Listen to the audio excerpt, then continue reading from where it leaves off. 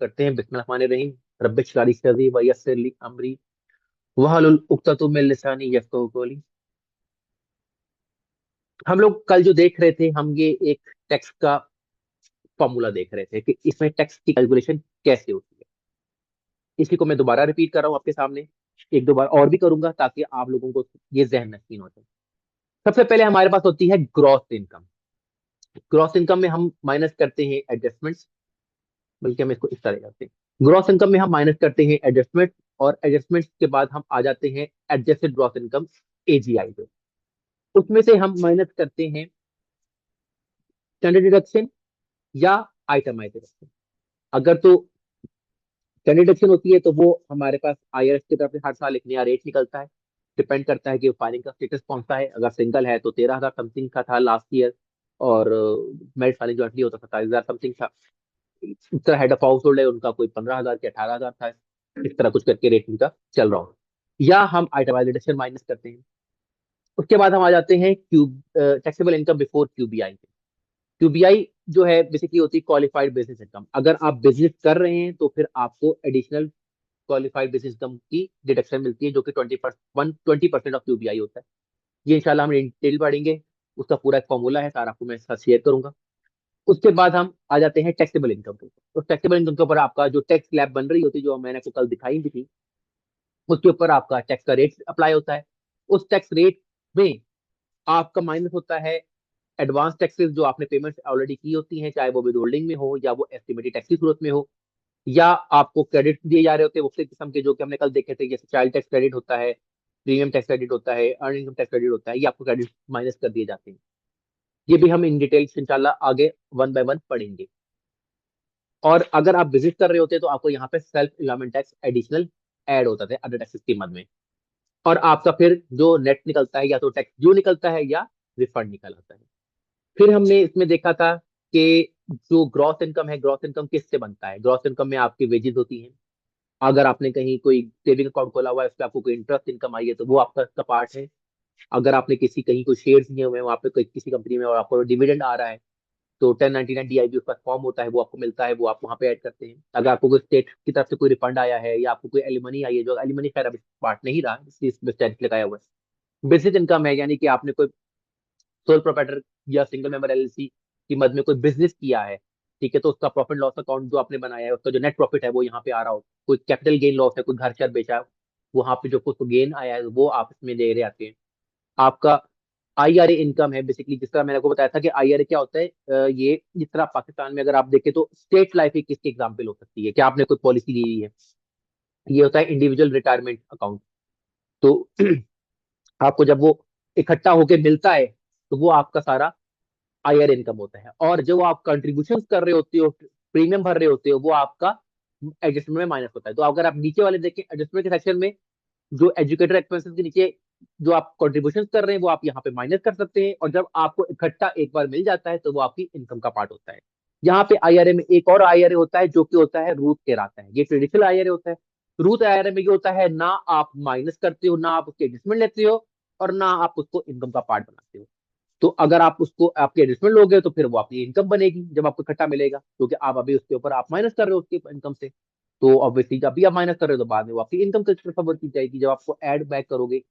या आप उसको नहीं माइनस करते, तो फिर आपकी वो इनकम का पार्ट भी नहीं होता। तो ये बेसिकली यूजुअली रोज का लोग को प्रेफर करते हैं जिनकी इनकम ज्यादा होती है। उनको पता होता है कि यार हमें जब इकट्ठी इनकम आएगी तो हमारी स्लैब टैक्स स्लैब बहुत ज्यादा बढ़ जाएगी। तो वो इसलिए कहते हैं कि यार बेहतर है अभी हम इसको एडजस्टमेंट ले ही ना। ये इन डिटेल इंशाल्लाह आगे भी हम देखेंगे।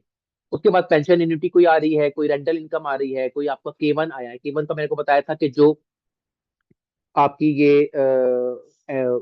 एफ कॉर्प हो गई या पार्टनरशिप हो गई, ये बेसिकली पास थ्रू एंटिटीज कहलाती हैं, कि जिसमें आपको सिर्फ रिटर्न बनती है, लेकिन रिटर्न में कोई टैक्स नहीं लगता, आपका सिर्फ शेयर दे दिया जाता है K1 की सूरत में। वो K1 जो होता है वो आप अपने इंडिविजुअल रिटर्न में लेके आते हैं, और वहां से आप इसको अपनी ग्रॉस इनकम का पार्ट बनाते हैं। आपको कोई अनपेमेंट कंपनसेशन मिली है, कोई सोशल सिक्योरिटी बेनिफिट मिले हैं, या कोई अदर इनकम जो इनमें नहीं है वो मिली है, ये सारी आपकी ग्रॉस इनकम होती है। इनमें से आपको माइनस करने की इजाजत दी जाती है कि अगर आपने कोई एडजस्टमेंट लेनी है तो आप माइनस कर सकते हैं। जैसा कि आपका एजुकेटर एक्सपेंसेस हो गए, आपकी आईआरए कंट्रीब्यूशन जो कि मैंने आपको बताइए वो हो गई, कोई आपने कोई इंटरेस्ट दिया है स्टूडेंट लोन के ऊपर तो वो माइनस कर सकते हैं, कोई हेल्थ सेविंग अकाउंट में आपकी कंट्रीब्यूशन है वो आप माइनस कर सकते हैं। मूविंग एक्सपेंसेस कोई है जो ये आर्मी वगैरह से रिलेटेड होते हैं, ये उनके लिए होता है। या आपका self employment tax one half आपका माइनस हो रहा होता है। ये क्यों होता है, क्या होता है, ये पूरी सेल्फ एम्प्लॉयमेंट टैक्स की क्लास में इंशाल्लाह आगे इन डिटेल पढ़ेंगे। और इसके अलावा आपका हेल्थ इंश्योरेंस या सेल्फ एम्प्लॉयड रिटायरमेंट अकाउंट कोई है, या कोई आपने इंटरेस्ट विड्रॉल पेनल्टी आपको चार्ज हुई है, तो वो सारा आपको यहाँ पे एडजस्टमेंट माइनस करने को दे दी जाती है, और आपकी AGI बन जाती है, एडजस्टेड ग्रॉस इनकम। ये बेसिकली वो इनकम है जो जहां से आप आगे जिसके ऊपर आप स्टैंडर्ड डिडक्शन या आइटमाइज डिडक्शन माइनस करते हैं। अगर तो आपको स्टैंडर्ड डिडक्शन माइनस करते हैं तो आपको ऑडिट में कोई इशू नहीं है। लेकिन अगर आप आइटमाइज डिडक्शन लेना चाह रहे हैं, जो आपको लगता है कि यार मेरी डिडक्शन ज्यादा हो गई है या मेरा खर्चे ज्यादा हो गए हैं, जिसमें मेडिकल एक्सपेंसेस हैं, कोई स्टेट लोकल टैक्सेस हैं, कोई चैरिटेबल कंट्रीब्यूशन ज्यादा हुई हैं, या इंटरेस्ट एक्सपेंसेस हैं, या आपकी कोई कैजुअलिटी थेफ्ट लॉस हो गया है, या कोई फेडरल डिजास्टर आया है, तो उस सूरत में अगर आप ज्यादा लेना चाहते हो तो आप ले सकते हैं, मना नहीं करते। लेकिन अगर कल को ऑडिट आता है तो उस सूरत में फिर आपको डाटा संभाल के रखना होगा, एविडेंस संभाल के रखना होगा, ताकि आप प्रॉपर प्रोवाइड कर सके। ये माइनस करने के बाद आपकी टैक्सेबल क्यूबीआई आ गई, क्यूबीआई माइनस हो गया, टैक्सेबल इनकम आ गया, और उस पर आपका टैक्स रेट चार्ज हुआ, और आपको फिर मैंने आगे बता दिया। तो ये मैंने आज का दोबारा रिपीट किया है, एक दो बार और भी शायद मैं करूँ, ताकि आपको थोड़ा सा जहन नशीन हो जाए। अच्छा जी, उसके बाद कल हमने बताया था कि जी फाइलिंग कौन करता है। ठीक है, आप जो भी जिनकी इनकम स्टैंडर्ड डिडक्शन से कम हो वो यूजुअली फाइल नहीं करते, लेकिन अगर उनको पता हो कि यार हमें क्रेडिट मिलेगा, जैसे बच्चे हैं या उन्होंने कोई और कोई हेल्थ इंश्योरेंस ली हुई है या और कोई मुख्य तरह के क्रेडिट है, तो फिर वो फाइल करना जरूरी समझते हैं। वो कहते हैं क्रेडिट लो और फाइल करो। हम इंशाल्लाह पूरी एक एग्जांपल देखेंगे इसमें कि कैसे एक बंदा जो कम इनकम कमाता है, जिसकी इनकम स्टैंडर्ड डिडक्शन से भी कम है, और वो किस तरह टैक्स रिटर्न फाइल करके उल्टा, बजाय से कि आप आईआरएस को पैसे दें, आईआरएस आपको उल्टा पैसे दे रहा होता है कि भाई तुम तो बहुत गरीब आदमी हो, तुम अपना गुजारा चलो चलाओ किसी तरीके से, चलो हम तुम्हारी इतनी मदद कर देते हैं। और इनकी ड्यू डेट्स पे हमने कल बात की थी। ड्यू डेट्स बेसिकली आपकी जो 1040 की रिटर्न है इंडिविजुअल की, या आपकी सी कॉर्प, जिसे आप पाकिस्तान में अगर समझना चाहते हो प्राइवेट लिमिटेड कह सकते हैं, उसकी रिटर्न की डेट होती है 15 अप्रैल। लेकिन अगर आपको एक्सटेंशन चाहिए तो आपको एक्सटेंशन भी अलाउ किया जाता है, तो आप 486 फॉर्म फाइल करते हैं और आपको 6 माह की एक्सटेंशन दे दी जाती है, तो आपकी डेट हो जाती है 15 अक्टूबर। लेकिन उसमें कैच ये होता है कि आपको टैक्सेस जो है वो आपको एस्टिमेटेड टैक्स आपको एडवांस आपको 15 अप्रैल से पहले ही जमा कराने होते हैं। अगर आप लेट करेंगे तो उस पर आपको पेनल्टी चार्ज होती है। लेकिन अगर आपकी रिटर्न है पास टू एंटिटीज में, जिसमें आपकी 1065 पार्टनरशिप रिटर्न है, या आपकी एस कॉर्प 1120 एस की रिटर्न है, तो उस सूरत में आपकी जो डेडलाइन होती है वो होती है 15 मार्च, ताकि आपको K1 मिल सके, और K1 आप लेके अपने 1040 में डाल सके, तो उसका 1 महीने का टाइम मार्जिन दिया जाता है। और उनकी भी एक्सटेंशन मिल जाती है आपको, तो वो भी आप एक्सटेंशन अप्लाई कर सकते हैं, और आपको 6 माह की एक्सटेंशन मिलती है, तो उसकी डेट हो जाती है 15 सितंबर। फिर उसके बाद हमने जो है वो देखा था कि जी मेरिट सिंगल रिटर्न कौन फाइल करता है, सिंगल किसे कहते हैं, मेरिट फाइलिंग ज्वाइंटली में कौन कौन लोग आते हैं, मेरिट फाइलिंग सेपरेटली कौन करता है, क्वालिफाइंग विडोअर का हमने कल डिस्कस किया था विद डिपेंडेंट चाइल्ड के, जो अगर आपका स्पाउस बहुत हो जाता है, आपके क्लाइंट का स्पाउस बहुत हो जाता है, और साल में फॉर एग्जाम्पल जैसे अभी 2024 में फौत हो गया है, तो आप भी आप 2024 में जो रिटर्न करेंगे वो मेरिट फाइलिंग ज्वाइंटली ही करेंगे। ठीक है। लेकिन 2025 और 26 की जब आप रिटर्न फाइल करेंगे तो वो आप उनकी क्वालिफाइंग सर्वाइविंग स्पाउस में करेंगे, जिसमें आपको same benefit marriage filing jointly वाले ही मिल रहे होते हैं। और ऑनवर्ड फिर आप उसको हेड ऑफ हाउस होल्ड में या सिंगल में चला जाएगा, डिपेंडेंट के डिपेंडिंग के आपका डिपेंडेंट उसमें क्या हिसाब किताब है उसका। उसके बाद तो और पांचवा था हेड ऑफ हाउस होल्ड का, जिसमें आपका अगर सिंगल है लेकिन उसके पास डिपेंडेंट है तो वो हेड ऑफ हाउस होल्ड में करता है। उसमें तो आपको जो थ्रेश होल्ड है वो सिंगल से ज्यादा होता है, और मैरिज फाइलिंग ज्वाइंटली से थोड़ा कम होता है। तो ये कल हमने सारे डिटेल में देखे थे। अगर इन स्टेटस में किसी को कोई कंफ्यूजन है तो वो मुझे बता सकता है, मैं ये स्टेटस दोबारा रिपीट कर देता हूँ। जी शहबाज साहब। सर, ये ग्रॉस इनकम के अंदर एक तो बिजनेस इनकम आ रही है और दूसरा आपने ये कोई K1 की कोई बात की है, तो इसमें दोनों में हम्म। फर्क मुझे थोड़ा समझ नहीं आया। अच्छा, मैं बता देता हूँ। देखिए, आप है आर्किटेक्ट, मैं एक एग्जांपल है जिसको मैं बार बार रिपीट करूंगा। आप है आर्किटेक्ट, आप दिन में जॉब करते हैं, ठीक है, शाम को आप आते हैं और आप अपना फ्रीलांसिंग भी करते हैं, ठीक है। क्या आप किसी को पर्सनली भी लेक्चर बना के दे दिए या किसी का सुपरविजन कर दी, तो आप शाम को बिजनेस कर रहे हैं, ये फ्रीलांसिंग कर रहे हैं, तो ऑब्वियसली आप उसका कोई प्रॉफिट लॉस ही बना रहे होंगे कि भाई ये मैंने इतना सेल्स, यानी मतलब इतनी मैंने रेवेन्यू लिया, मैंने लड़का था मैंने रखा हुआ है जिसको, जिससे मैं पर्सनली जो है वो ऑटोकैड पे काम करवाता हूँ या नक्शे बनवाता हूँ, प्रिंट करवाता हूँ, उसको भी मैंने इतने पैसे दिए, मैंने कोई और भी खर्चे वगैरह किए, तो आपने कोई प्रॉफिट लॉस बनाया होगा, तो वो आपका हो गया बिजनेस इनकम। या आप सिंगल मेंबर एलएलसी बनाई थी आपने, और आप उसमें उसके थ्रू अर्निंग कर रहे हैं, आपने अमेजोन पे कोई अकाउंट खोला हुआ है, सुबह आप जॉब करते हैं, शाम को आप अमेजोन के ऊपर काम शाम करते हैं, तो आपको वहां से भी प्रॉफिट आ रहा है, तो आपका बिजनेस हो गया, ये आपकी होगी बिजनेस इनकम। यहाँ पे कोई कंफ्यूजन है तो पूछ सकते हैं। नहीं सर, ठीक है, यहाँ तक ठीक है। अब आपने क्या किया, आप किसी के साथ कोलेबोरेशन कर रहे हैं, आपने पार्टनरशिप खोली हुई है, तो उस सूरत में आप जो उस पार्टनरशिप के अंडर कमाई कर रहे हैं, तो पार्टनरशिप की जो इनकम रिटर्न होगी वो होगी 1065 की, नॉट 1040। लेकिन उस 1065 में होगा क्या, वो सिर्फ एक पास थ्रू एंटिटी है, पास थ्रू एंटिटी, ठीक है, यानी कि उसमें सिर्फ प्रॉफिट आपको आपका मिल जाएगा। आप दो लोग हैं, ठीक है, आपके साथ एक मुबीन साहब भी हैं, वो भी काम करते हैं, वो क्या कर रहे हैं, आप दोनों ने मिलकर किया, आप दोनों ने उस कंपनी से तकरीबन 1 लाख का नेट प्रॉफिट कमाया। अब क्या होगा, वहां से केवन बनेगा 50,000 का आपके नाम पे और 50,000 का मुबीन साहब के नाम पे। अब दोनों अपनी रिटर्न जो केवन है अपनी 1040 के अंदर लेके जाएंगे, और उसमें स्केड्यूल ई में वो उसको 1040 में लेके जाएंगे, और वहां पे अपनी रिटर्न फाइल करेंगे अपनी अपनी ग्रॉस इनकम के मुताबिक, उसको नेट जो भी आपका एजीआई बन रहा होगा या जो भी आपकी टैक्सेबल इनकम बन रही होगी उसके मुताबिक आप अपना टैक्स देंगे। सर ये जो बिजनेस इनकम आपने कहा था, फॉर एग्जांपल मैंने हम्म सिंगल मेंबर एलएलसी है, तो ये भी तो पास हम्म। थ्रू एंटिटीज ही होती है ना, तो नहीं, मतलब। पास थ्रू नहीं, ये पास थ्रू नहीं खिलाएगी। आप सोल प्रोप्राइटर है या आप सिंगल मेंबर एलएलसी हैं, दोनों आप अपने बिजनेस जो होगा वो आप अपनी बिजनेस इनकम आपकी इंडिविजुअल इनकम में जा रही होगी as a in schedule C, schedule C के अंदर आप उसकी एंट्री कर रहे होंगे, प्रॉफिट लॉस उसमें लेके जा रहे होंगे। अच्छा, वो पास क्या? थ्रू नहीं है, अच्छा, वो पास सिंगल थ्रू मेंबर नहीं है, पास थ्रू नहीं होती। Okay. Single member pass through नहीं है। जी मुबीन साहब आपका सवाल है। जी अस्सलाम वालेकुम। वालेकुम अस्सलाम। मेरा क्वेश्चन था कि अभी जैसे हमने बताया सी एस कॉप का जो है 15 मार्च होती है ड्यू डेट, तो इनकी जो टैक्स पीरियड होता है, टैक्स ईयर होता है, वो भी जनवरी टू दिसंबर होता है, और सी कॉप का भी यही होता है या डिफरेंट होता है? सेम, ठीक सबका है। सेम होता है, सबका सेम होता है। चेंज करना चाहे तो वो कर सकते हैं, लेकिन अच्छा, होता ये दोनों के जनवरी टू, एस जो कॉप के लिए भी जो चेंज डिफॉल्ट है चेंज कर सकते सेम है, हैं? सबका सेम, ओके, ठीक सबका है। सबका सेम, ठीक है। Thank you. और किसी का कोई सवाल, किसी को अगर ये जो फाइलिंग स्टेटस में कंफ्यूजन हो तो मुझसे पूछ सकता है, मैं उसको रिपीट कर देता हूँ। अगर किसी को चाह रहा है कि मैं फाइलिंग स्टेटस दोबारा बता दूं तो मैं बता दूं, अदरवाइज मैं फिर आगे बढ़ूंगा।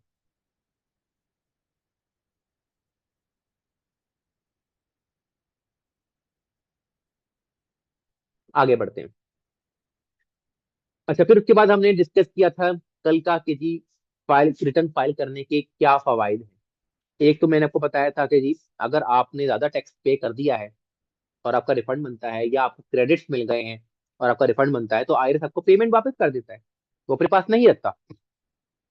जिस तरह पाकिस्तान में होता है कि पाकिस्तान में अगर आपका रिफंड में निकल आया तो आप कहते हो भूल जाओ या अगली टैक्स रिटर्न में एडजस्ट कर लेंगे।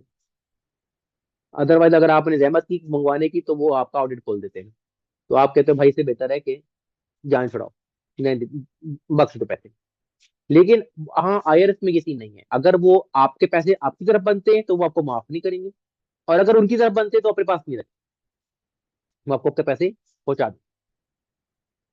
दूसरा उसमें ये होता है कि आप अगर टैक्स रिटर्न फाइल नहीं कर रहे, आपके आपने फॉर एग्जाम्पल जॉब की और विद होल्डिंग आपकी कम हुई भी है और आपने टैक्स रिटर्न फाइल करने में नहीं की, या आपको 1099 मिला हुआ है और अपने टैक्स रिटर्न फाइल नहीं करते, तो 1099 के W2 की कॉपी आईआरएस के पास भी गई होती है, वो तो देख रहे होते हैं कि यार इस एसेसन के ऊपर तो कमाई हुई हुई है, तो ये रिटर्न फाइल नहीं कर रहा, तो वो आपको पेनल्टी लगा के भेज देंगे। एक तो ये कहेंगे कि भाई आपने पेनल्टी भी लगाएंगे और आपको इंटरेस्ट भी लगाएंगे कि आपने नई फाइलिंग नहीं की, तो उसके ऊपर कि जो आप पेनल्टी लगी है, पेनल्टी उनके उनके ध्यान में अगर लाइबिलिटी बनती थी और आप नहीं जमा कराई तो उसके ऊपर इंटरेस्ट भी लगेगा और पेनल्टी भी चार्ज होगी। फिर आप अगर, जैसे अभी फॉर एग्जाम्पल रिसेंटली आपने देखा होगा यूएस में दो मेजर स्टॉर्म्स आए थे, हरिकेन्स आए थे, किसी को नाम पता है उनके हरिकेन्स का?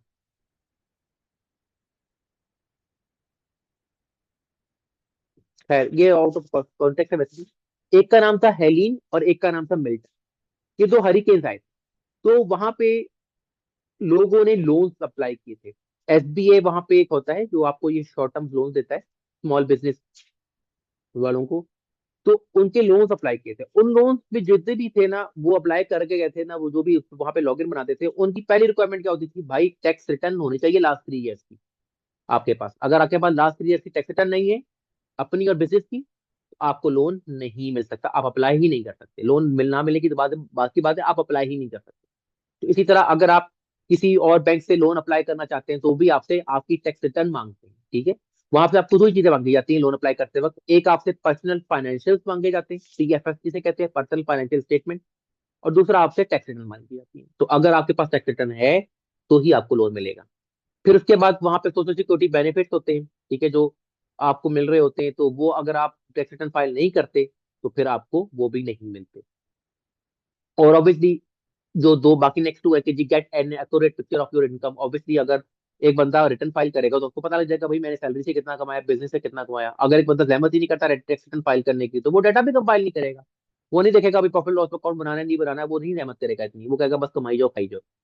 और दूसरा है गेट पीस ऑफ माइंड। अगर आपने टाइमली रिटर्न फाइल की है और आप लॉ को वाइड कर को फॉलो कर रहे हैं तो ऑब्वियसली आप जहनी सुकून से रहते हैं, वरना टेंशन की रहती है कि अब जो है वो नोटिस आया या अब नोटिस आया। जी जुहेब साहब, जुहेब हसन साहब।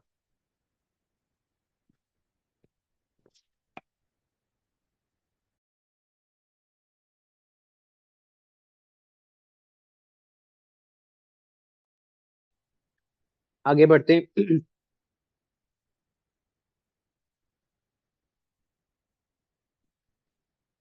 अच्छा जी, ये कुछ टेक्स्ट क्रेडिट हैं जो कि हम इंशाल्लाह आगे इन डिटेल पढ़ेंगे, क्योंकि ये काफी बोरिंग टॉपिक्स होंगे तो मैं इसलिए भी स्टार्ट में नहीं पढ़ाता आप लोगों को, क्योंकि ये थोड़े से बोरिंग होते हैं। इसमें आपके पास एक अर्न इनकम टैक्स क्रेडिट होता है जो कि कम इनकम लोगों को ज्यादा टैक्स क्रेडिट मिलता है, ज्यादा इनकम वालों को कम मिलता है, और कुछ एक थ्रेशोल्ड के बाद नहीं मिलता। जी नासिर साहब का सवाल है कोई, मोहम्मद नासिर साहब। जी सर, अस्सलाम वालेकुम। वालेकुम सलाम। सर एक बात पूछती थी, ये जो यूएसए में टैक्सेशन और कंपनी की रजिस्ट्रेशन है, ये अलग अलग गवर्नमेंट डील करती है या सिर्फ एक ही आईआरएस है? जिस तरह हम अकाउंट्स किसी और ऑर्गेनाइजेशन को भेज इंस्टीट्यूट को भेज रहे होते हैं और टैक्सेशन किसी और इंस्टीट्यूट को भेज रहे होते हैं, कंपनीज की मैं बात कर रहा हूँ सर। पाकिस्तान में जिस तरह एचटीटीपी है ना, वहां पे ऐसा कुछ नहीं। आपकी जो कंपनी जो जो आप एलएलसी रजिस्टर करते हैं वो आप स्टेट में करते हैं, ठीक है। और उसका जो एनटीएन, जैसे पाकिस्तान में एनटीएन लेना होता है तो उसका इसके लिए आप ईआईएन जो लेते हैं ना वो आप फेडरल से लेते हैं। अच्छा, और जब अकाउंट्स फाइलिंग होती है तो दोनों को एक ही टाइम पे चली जाती हैं या दोनों की अलग दोनों अलग की रिटर्न लीगल? दोनों की रिटर्न इकट्ठी जाती है। जब आप सॉफ्टवेयर, फिर मैं आपको मैं दिखाऊंगा। उस टाइम आप जब रिटर्न फाइल कर रहे होते हैं तो आपकी फेडरल और स्टेट दोनों की रिटर्न बन ओके। रही होती है। अच्छा ठीक है, बस एक ही क्लिक में दोनों लीगल एक ही बॉडीज क्लिक को में, चली बिल्कुल बिल्कुल बिल्कुल बिल्कुल। जाए। Okay sir, okay, thank you so much. Welcome. अच्छा जी, उसके बाद अगर आपके बच्चे हैं तो 2000 पर डॉलर, $2000 पर बच्चा आपको चाइल्ड टैक्स क्रेडिट मिल रहा होता है वहाँ पे। अगर आप पढ़ रहे हैं स्कूल में या बच्चे पढ़ रहे हैं आपके, तो आपको वहाँ पे दो तरह के क्रेडिट्स मिलते हैं, एक अमेरिकन अपॉर्चुनिटी टैक्स क्रेडिट और एक लाइफ टाइम लर्निंग क्रेडिट। वो दो तरह के होते हैं, डिपेंड कर रहा होता है कि किस एज में बच्चे हैं या क्या कौन से यूनिवर्सिटी लेवल है या कॉलेज लेवल है, किस पे पढ़ रहे हैं। फिर अगर आपने वहाँ पे हेल्थ इंश्योरेंस की हो तो आपको प्रीमियम टैक्स क्रेडिट मिल रहा होता है। आपने कोई बच्चों को किसी जो है वो डे केयर में जमा कराया हुआ है, या आपको कोई डिपेंडेंट रखा है जो कि अपना खुद खा पीना पीना नहीं कर सकता, तो उसके लिए आपको एडिशनल हेल्प लेना पड़ रही है, या आपने किसी फैसिलिटी में उसको जमा कराया हुआ है, तो उनको वहां पे जो आपका खर्चा हो रहा है तो उस खर्चे की मद में फिर आपको वो क्रेडिट देते हैं कि भाई ये आपका हो रहा है तो हम आपकी टैक्स लायबिलिटी इतनी अमाउंट से कम कर देंगे। उसमें कुछ क्रेडिट रिफंडेबल होते हैं, कुछ क्रेडिट नॉन रिफंडेबल होते हैं, मतलब कि वो टैक्स लायबिलिटी तो कम करेंगे नॉन रिफंडेबल वाले, लेकिन आपको अगर टैक्स लायबिलिटी जीरो होने के बाद भी कोई क्रेडिट मिल रहा है तो वो उसका कोई फायदा नहीं होगा। और कुछ होते हैं रिफंडेबल, कि अगर टैक्स लायबिलिटी जीरो होने के बाद भी क्रेडिट बचा हुआ है तो वो कैश की सूरत में आपको आपके अकाउंट में ट्रांसफर कर दिया जाता है या आपको उसका चेक दे दिया जाता है। अच्छा जी, उसके बाद हमने कल एक 1040 का रिव्यू किया था, वो जी डी एन साहब, मुझे नाम नहीं पता है, आपने डी एन लिखा हुआ है। हाँ सर, मेरा क्वेश्चन था कि जिस तरह आपने कहा कि मुख्तलिफ जो स्टेट्स हैं और फेडरल गवर्नमेंट है, हम्म। इनके अंदर रेट्स अप्लाई होते हैं का इंडिविजुअल्स पे भी, कंपनीज पे भी। लेकिन क्या हर हम्म। स्टेट के पास अपने रूल्स नहीं होते और अपने टैक्स के रेट्स नहीं होते, या ये एक ही रेट बिल्कुल। सारी कंट्री में अप्लाई हो रहा होता है? क्या ये नहीं, वेरी देखिए करता है फेडरल बिकॉज लेवल एक स्टेट्स चल रहा होता है, जी जी जी फेडरल सर। लेवल पे एक ही चल रहा होता है, लेकिन स्टेट लेवल पे डिफरेंट होते हैं। कुछ स्टेट टैक्स नहीं लेती, जैसे फ्लोरिडा है, वो टैक्स ही नहीं लेती, आपसे इनकम टैक्स नहीं लेती, तो फिर आप क्या करेंगे? आप तो एंजॉय करेंगे, आप तो कहेंगे भाईजान बनाओ इधर ही फ्लोरिडा में अपनी कंपनी, क्योंकि ये तो मुझसे इनकम टैक्स ही नहीं ले रही। तो डिपेंड कर रहा होता है, स्टेट टू स्टेट वेरी कर रहा होता है। आगे जाके जब आपको एलएलसी फॉर्मेशन की आप क्लास लेंगी, अगर आपने ओरिएंटेशन ली हो, तो साथ भाई उसमें थे जिन्होंने मोस्टली कंडक्ट किया था। मैं मुझे क्योंकि जरा तबीयत नहीं ठीक नहीं थी, तो मैं ज्यादा देर बैठ नहीं सका था। तो वहां पे वो आपको सारा बताएंगे कि किस स्टेट में क्या रिक्वायरमेंट्स हैं, किस स्टेट में बनाना कहाँ पे बेनिफिशियल है, किस पॉइंट ऑफ व्यू से कहाँ पे कौन सी स्टेट ज्यादा चार्जेस लेती है, कौन सी स्टेट कम चार्जेस लेती है, किस स्टेट में इनकम टैक्स ज्यादा चार्ज होता है, किस स्टेट में कम चार्ज होता है। तो आपको पूरा कंपैरिजन भी, कुछ डाटा वगैरह आपको शेयर किया जाएगा, वहां पे आपको इन डिटेल पढ़ाया जाएगा, जब आपकी ये एलएससी फॉर्मेशन की क्लासेस इंशाल्लाह चलेंगी आगे और स्टार्ट होगी। जी सर, ठीक है। मतलब सर, इसका मतलब ये है कि ये जब हम रूल्स एंड रेगुलेशंस पढ़ लेंगे तो ये state to state further study भी हमें थोड़ा सा ध्यान रख के काम करना पड़ेगा बिल्कुल। With respect to the client from any state. नहीं देखिए, अब आपने तो बनाना ही है टैक्स रिटर्न सॉफ्टवेयर के ऊपर, तो सॉफ्टवेयर का काम ही यही है कि आप उसको सिर्फ ये बता दें कि ये बंदा इस स्टेट का है, वो खुद ही उसकी स्टेट की डाटा वगैरह खुद ही पुल कर लेगा, और आपको कुछ करने की जरूरत नहीं।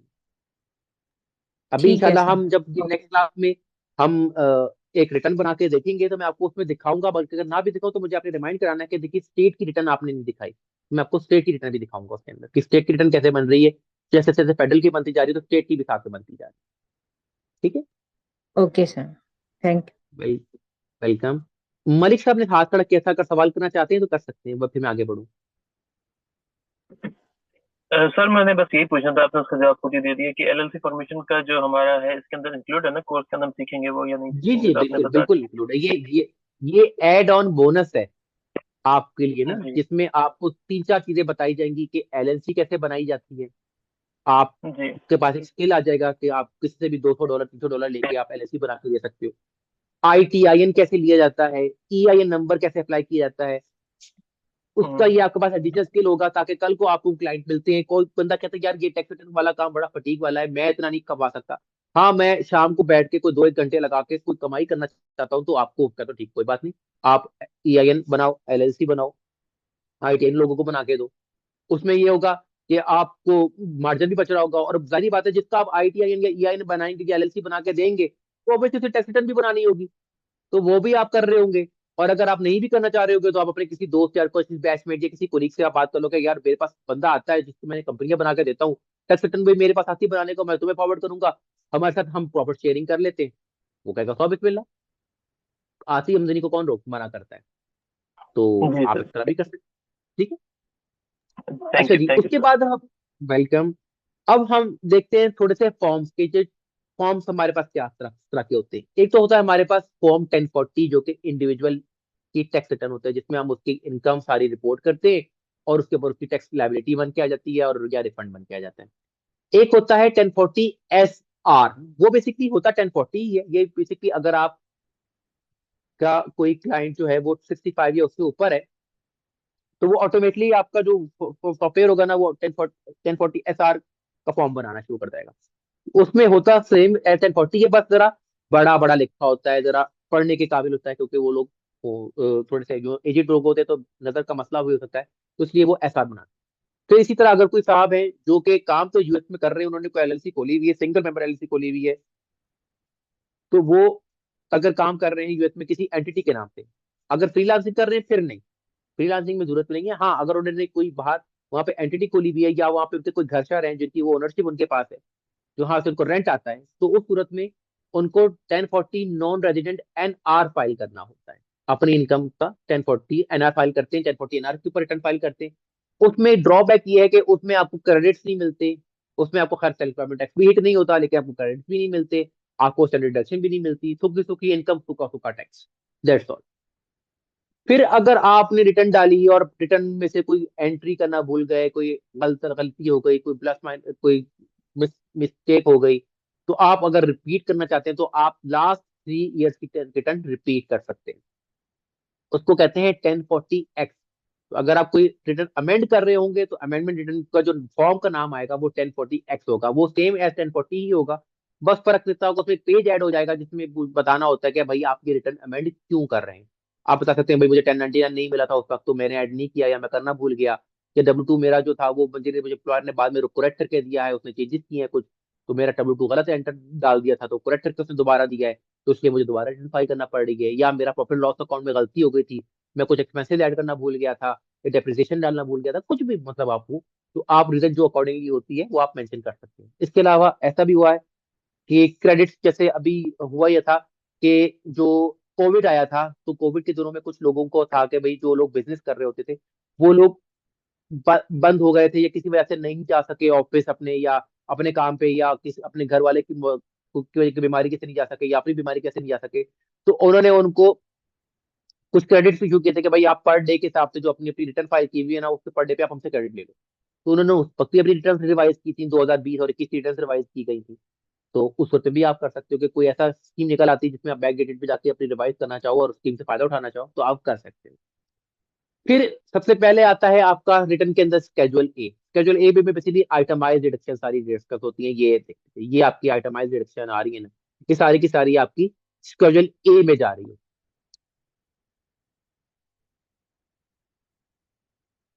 उसके बाद आपका जो स्केजुअल बी में आपके सारे डिविडेंड वगैरह जा रहे होते हैं, डिविडेंड इनकम जो आपकी जितनी भी होती है वो आप स्केजुअल बी में एंटर कर रहे होते हैं। उसके बाद आपकी जो बिजनेस इनकम होती है, जो भी भाई पूछ लिया, ऐसे बिजनेस इनकम में जो उसमें प्रॉफिट लॉस बनता है बिजनेस के अंदर, अगर आप सोल प्रोप्राइटर है या सिंगल मेंबर एलएलसी होल्डर है, तो उस उसमें अगर आपको प्रॉफिट लॉस बना है कुछ है तो वो आप अपनी स्केजुअल सी में लेके जा रहे हो। अगर आपको कोई कैपिटल गेन या लॉस हो रहा होता है तो वो आपका स्केजुअल डी का पार्ट बन रहा होता है, और उसके अंदर आपका कैपिटल गेन, जैसे आपने कोई घर बेच दिया है या कुछ किया तो वो आपको उसमें सारा आ रहा है। अगर आपको कोई रेंटल इनकम आ रही होती है तो वो स्केजुअल ई में आ रही होती है, या K1 से जो पास थ्रू एंटिटीज है आपकी पार्टनरशिप की या स्कॉर्प की, उधर से जो K1 निकल रहा होता है वो भी आपका स्केजुअल ई का पार्ट बन रहा होता है। अगर आपका क्लाइंट फार्मर है तो वो उसकी इनकम का उसमें जा रही होती है। फिर जो भी आपका, अगर आप बिजनेस इनकम कर रहे हैं तो आपका सेल्फ एम्प्लॉयमेंट टैक्स बन रहा होता है, उसके लिए स्केजुअल ई का SE का फॉर्म बन रहा होता है। ये सारे फॉर्म ऑटोमेटिकली क्रिएट हो रहे होते हैं, आपको कोई ढूंढ के कोई स्केजुअल जाना नहीं पड़ता, आपने बस इनकम एंटर करनी है, वो खुद ही अपनी मर्जी ढूंढ लेगा, उसको पता होगा। डिविडेंड एंटर करना है तो आप डिविडेंड देखेंगे खुद ही डिविडेंड का फॉर्म खुल के आ जाएगा, वो खुद ही बता देगा ये स्केजुअल बी में चला गया है, आपको स्केजुअल बी ढूंढ के जाने की जरूरत नहीं है। हाँ, ये चीजें आपको पता होनी चाहिए, अगर कल को आप किसी CP के साथ या वीडियो फॉर्म में इंटरव्यू दे रहे हैं तो आपको ये चीजें पता होनी चाहिए कि भाई ये चीजें कौन सा स्केजुअल कहाँ पे जाता है, वो आपसे ये पूछ सकते हैं। उसके बाद 8812 का एक फॉर्म होता है जिसमें जैसे चाइल्ड टैक्स क्रेडिट है या अदर डिपेंडेंट क्रेडिट है, वो आपका सारा 882112 का फॉर्म क्रिएट होता है, वो ऑटोमेटिकली क्रिएट होता है, आपको खुद से क्रिएट नहीं करना पड़ता। आप बस ये मेंशन करते हैं कि आपका चाइल्ड है और उसका ये एज है, उसका ये एसेसन है, वो ये ऑटोमेटिकली फॉर्म क्रिएट हो जाता है। यही फायदा होता है आपका टैक्स सॉफ्टवेयर यूज करने का। जी नासिर साहब। जी, मुझे पिछली स्लाइड में जाएंगे। अच्छा, ये आ गया। इसमें ये जो 1040 SR में ये एक लास्ट लाइन की है, includes a chart for determining the tax paid standard deduction. ये क्या चीज़ है? ओए होए होए होए होए होए, यार बचिया। सर जी खैरियत है, क्या हुआ? I guess. हमारे भी डिस्कनेक्ट हो गए हैं सर। हाँ, अल्लाह खैर करे। चले, हम वेट करते हैं। जी। Let me call.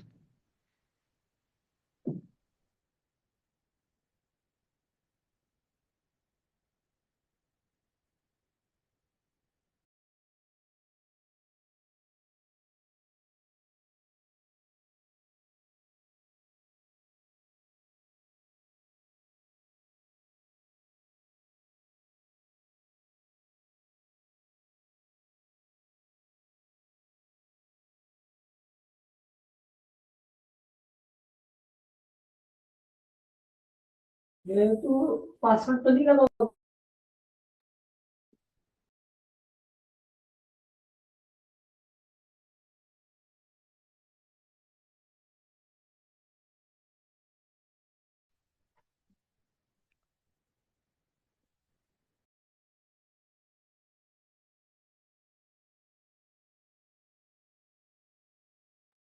जी सर, ज्वाइन करते हैं बस with in a minute. Please stay connected. तो ये लीग ग्रांट की ऑप्शन कहाँ आती, मुझे मिली नहीं है अभी तक। क्या कह रहे हैं आप मकबूल साहब?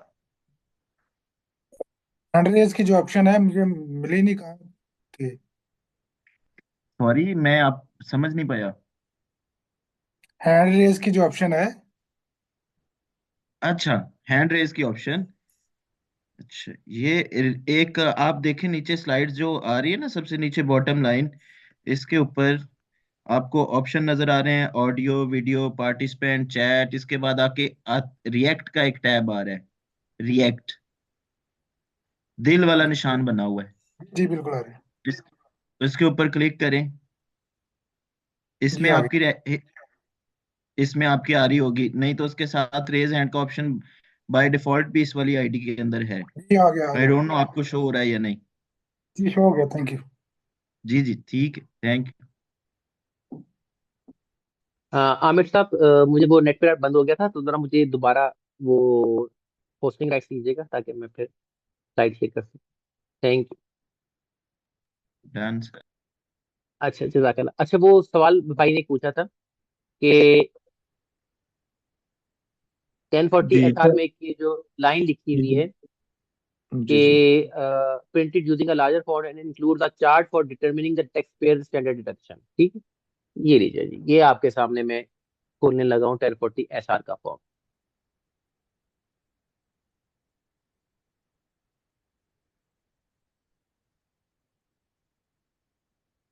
एक सेकंड लीजिएगा।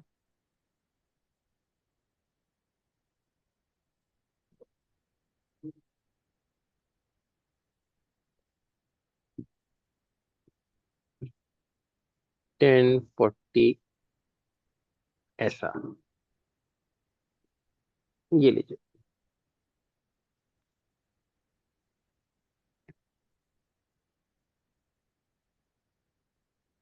ये देखेंगे फॉन्ट का साइज थोड़ा बड़ा है। ठीक है, आप नोट कीजिएगा, ये काफी बड़ा बड़ा लिखा हुआ है उन्होंने। आपके सामने ये पैरेलल में 1040 भी खोल लेता हूँ।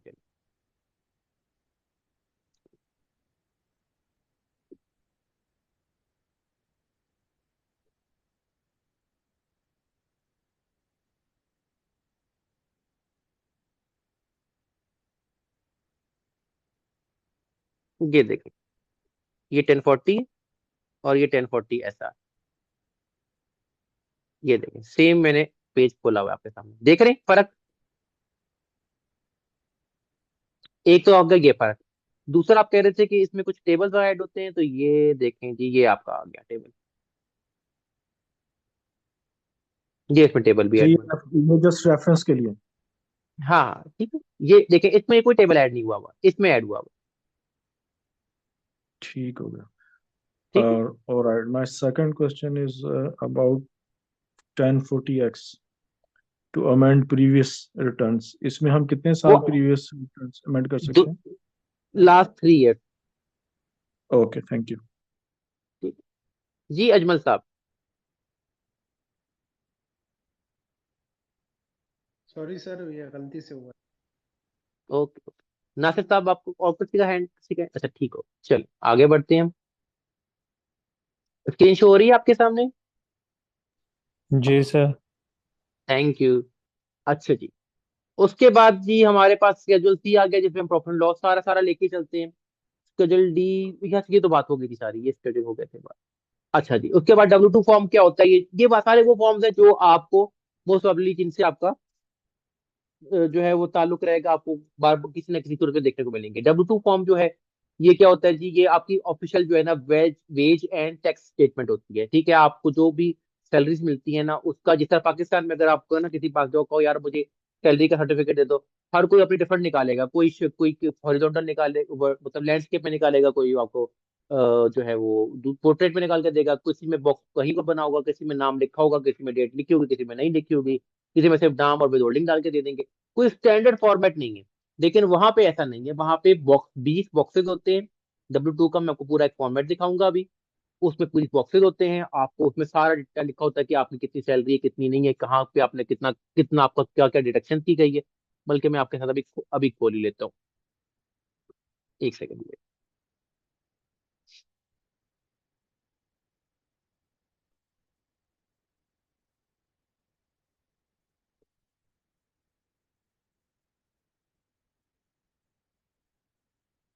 टेन 40,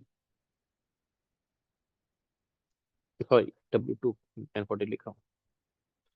W2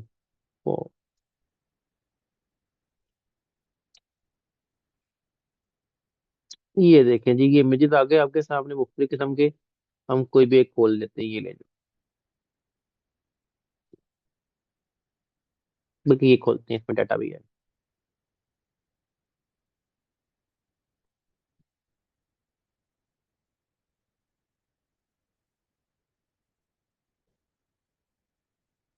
कहाँ गया तस्वीर?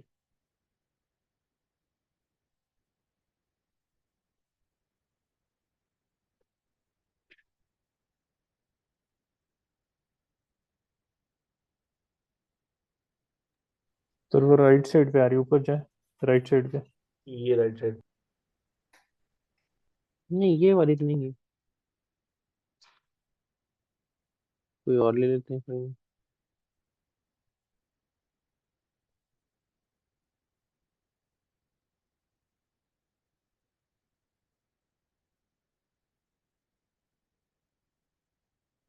ये देखिए, वहां पे ये इस तरह का एक स्टैंडर्ड वो W2 का फॉर्म होता है, जिसमें आपका एम्प्लॉयर का नंबर का EIN नंबर लिखा होता है, उसका जो है आपको जो दे रहा है उसकी डिटेल है कि उसका कंपनी का नाम क्या है, उसका एड्रेस क्या है, जिसको दे रहा है उसका नाम क्या है, उसका एड्रेस क्या है। ठीक है, बॉक्स 1 में उसकी सैलरी आ रही होती है।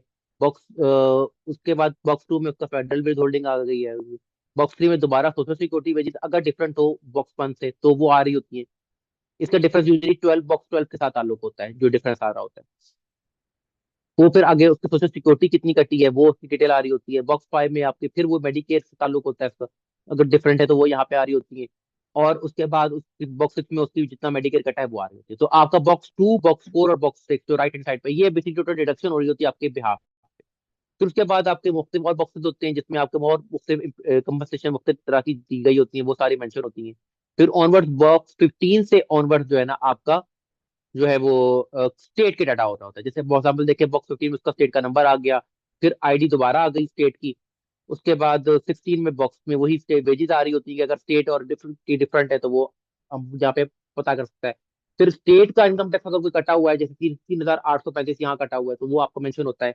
अगर काउंटी लेवल पे कुछ कटा हुआ है तो लोकल वेजेस टैक्सेस भी आ रहे होते हैं, वो 18 और 19 में आ रहे होते हैं। 19 में उसकी टैक्स विथहोल्डिंग वो आ रही होती है, और 18 में लोकल टैक्स वेजेस आ रही होती हैं, और 20 में उसकी लोकेलिटी का नेम आ रहा होता है। तो ये बेसिकली आपके पास इस तरह का एक W2 फॉर्म होता है, जो कि आप एंटर करते हो सैलरीज की मद में, जब आप किसी के हम सैलरी की रिटर्न बना रहे होते हैं।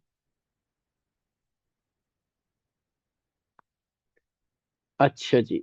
उसके बाद मुख्तलिफ किस्म के आपके 1099 भी होते हैं। जैसे अगर एग्जाम्पल, अगर आप सैलरी पे काम नहीं कर रहे, आप किसी को सर्विसेज दे रहे हो नीड बेसिस के ऊपर। फॉर एग्जाम्पल आपको किसी ने रखा हुआ है फ्रीलांसिंग के तौर पे, या फॉर एग्जाम्पल आप नेटवर्किंग का काम करते हो, और आपको सिर्फ तभी कॉन्टेक्ट किया जाता है जब कंप्यूटर में कोई नेटवर्क में मसला आ जाए, कुछ हो जाए, तो आप उसका मसला ठीक करते हो, सर्विसेज ले लेते हो। तो आपको non employ compensation NEC 1099 NEC issue किया जाता है। तो ये तरह मुख्तलिफ तरह के 1099 होते हैं जो आपको इशू की जाते हैं कभी।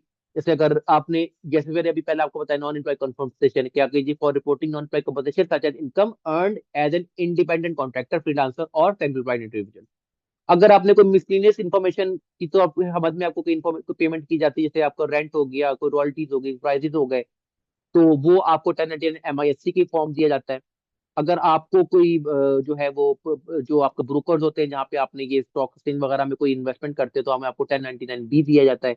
अगर आपने कोई अपनी कोई लोन माफ कराते हो तो जाहिर बात है जो लोन माफ कराते हो वो भी आपका इनकम बन जाती है, तो आपको 1099 सी दिया जाता है बैंक की तरफ से, या जो भी आपकी इंस्टीट्यूट होती है, फाइनेंशियल इंस्टीट्यूट जो जहाँ से आपने लोन माफ कराया होता है। अगर आपको डिविडेंड मिलता है तो 1099 डीआईवी होता है। इसी तरह अगर आपको कोई गवर्नमेंट पेमेंट्स मिलती है तो 1099 जी होता है। अगर आपको कोई इंटरेस्ट इनकम होती है तो वो आपको फाइनेंशियल इंस्टीट्यूशन लाइक बैंक वगैरह आपको 1099 आईएनटी का फॉर्म देते हैं। फॉर्म सारे एक ही जैसे होते हैं, सिर्फ नाम फर्क है। बॉक्सेस उनके ऑलमोस्ट ऊपर नीचे एक दो करके वही होते हैं, उसमें वही होता है कि भाई आपको कितना दिया गया, उसमें कोई विदहोल्डिंग है कि नहीं है, और दो चार चीजें उसमें मेंशन होती है।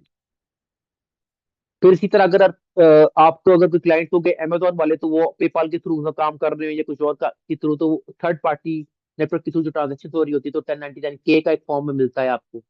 और अगर आपको कोई जैसे आईआरए की डिस्ट्रीब्यूशन मिली है, या पेंशन मिली है, या रिटायरमेंट फंड मिला है, या कोई 401k का मिला है, तो आपको 1099 आर मिल रहा होता है। तो ये इंशाल्लाह ये जितने भी फॉर्म्स है ये हम इंशाल्लाह मुख्तलिफ एग्जाम्पल्स में इनकी शक्लें देखेंगे और इनको हम अपनी इसमें भी लेके आएंगे। फिर इसी तरह अगर आपको कोई हेल्थ सेविंग अकाउंट की तरफ से कोई डिस्ट्रीब्यूशन वगैरह आ रही होती है तो वो आपको 1099 SA के मिल रहा होता है, या सोशल सिक्योरिटी बेनिफिट स्टेटमेंट कोई आती है तो आपको SSA 1099 आ रहा होता है। यहां तक किसी का कोई सवाल है तो वो कर सकता है।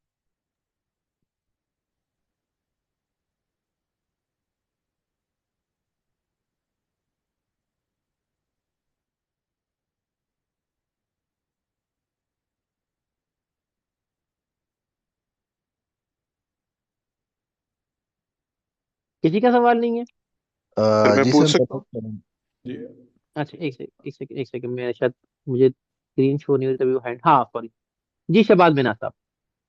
सर मेरा सवाल ये है लर्निंग पॉइंट ऑफ व्यू से, ठीक है ये चीज़ें समझ तो हम्म। आ रही हैं, तो ये जो फॉर्म्स आप डिफरेंट बता रहे हैं तो हमें ये मेमोराइज करने की जरूरत है? नहीं नहीं नहीं नहीं नहीं नहीं, मेमोराइज करने की ऐसा जरूरत नहीं है। आप जब अभी प्रैक्टिकली करेंगे तो आपको वैसे ही याद हो जाएंगे। दूसरी बात ये कि ये सिर्फ बताने का मकसद ये कि कल को अगर आपका कोई इंटरव्यू है तो आपके पास कहीं डाटा तो लिखा हो ना, कि कल को आप इंटरव्यू करने की कोई रिवीन करना चाहते हैं तो आपके पास एक डाटा लिखा होगा कि अच्छा यार ये फॉर्म उसके लिए होता है। आगे कल को अगर आप इंटरव्यू कर देना चाहो तो आप उस टाइम एक रिवाइज कर लो। ठीक है सर, थैंक यू। ठीक है जी। एडवोकेट जुहेब नारू साहब। अस्सलाम वालेकुम। वालेकुम सलाम। जी सर, क्या हाल है? ठीक है सर। मेरा अल्हम्दुलिल्लाह। ये क्वेश्चन था कि ये W2 और 1099 फॉर्म्स जो से हैं, ये हमने हम्म। रिटर्न के अंदर लगाने, अटैच करने हैं, कहाँ पे हमने इसका मतलब यूज कहाँ पे है इसका? देखिए ये फॉर्म आपको जब फॉर एग्जाम्पल अगर W2 मिलता है, एम्प्लॉयर एम्प्लॉय को W2 देता है तो वो 3 कॉपियां निकालता है। एक वो अपने पास रखता है, एक वो आपको दे एम्प्लॉय को देता है, और एक कॉपी IRS को चली जाती है। ठीक है, तो ठीक है IRS सर। के पास सारा रिकॉर्ड होता है। आपको जब आपके पास एम्प्लॉय आएगा आपसे अपनी रिटर्न कराने के लिए, तो आपको अपना W2 फॉर्म दिखाएगा। उस W2 की कॉपी आप अपने पास रखोगे और उसके बेस पे आप उसकी रिटर्न फाइल करोगे। जी लेकिन ठीक है आपको जी। अटैच करने की जरूरत वैसे तो नहीं होती, लेकिन ई फाइल में ऑप्शन होती है कुछ सॉफ्टवेयर में होता है, तो आप अटैच कर देते हो अगर ऑप्शन अटैचमेंट की दे रहा हो। अदरवाइज जरूरत नहीं होती अटैच करने की, क्योंकि वो आपके पास IRS के पास अपना डाटा भी आ रहा होता है कि SSN के अगेंस्ट कितने W2 जो है वो बने हैं, इशू हुए हैं, और उसमें कितनी इनकम आ रही है ग्रॉस उसकी। जी sir, thank you so much. Welcome जी। अब्दुल रकीब साहब। अस्सलाम वालेकुम सर। सर मेरा ये क्वेश्चन वालेकुम है कि सलाम। जिस तरह से पाकिस्तान में ये होता है कि कोई टैक्सेस हम विदल्ड करते हैं तो वो CPR नंबर के अगेंस्ट आ जाते हैं, हम्म चाहे सेक्शन 149 में हो या सेक्शन 153A B में हो, जिसमें या हम्म 148 में हो। सर नॉर्मली हम्म कभी भी हम से चेक भी कर रहे होते हैं तो हमें वो पता चल जाता है कहाँ से किस हम्म, इंडिविजुअल का कितना कितना टैक्स विदल्ड हुआ है।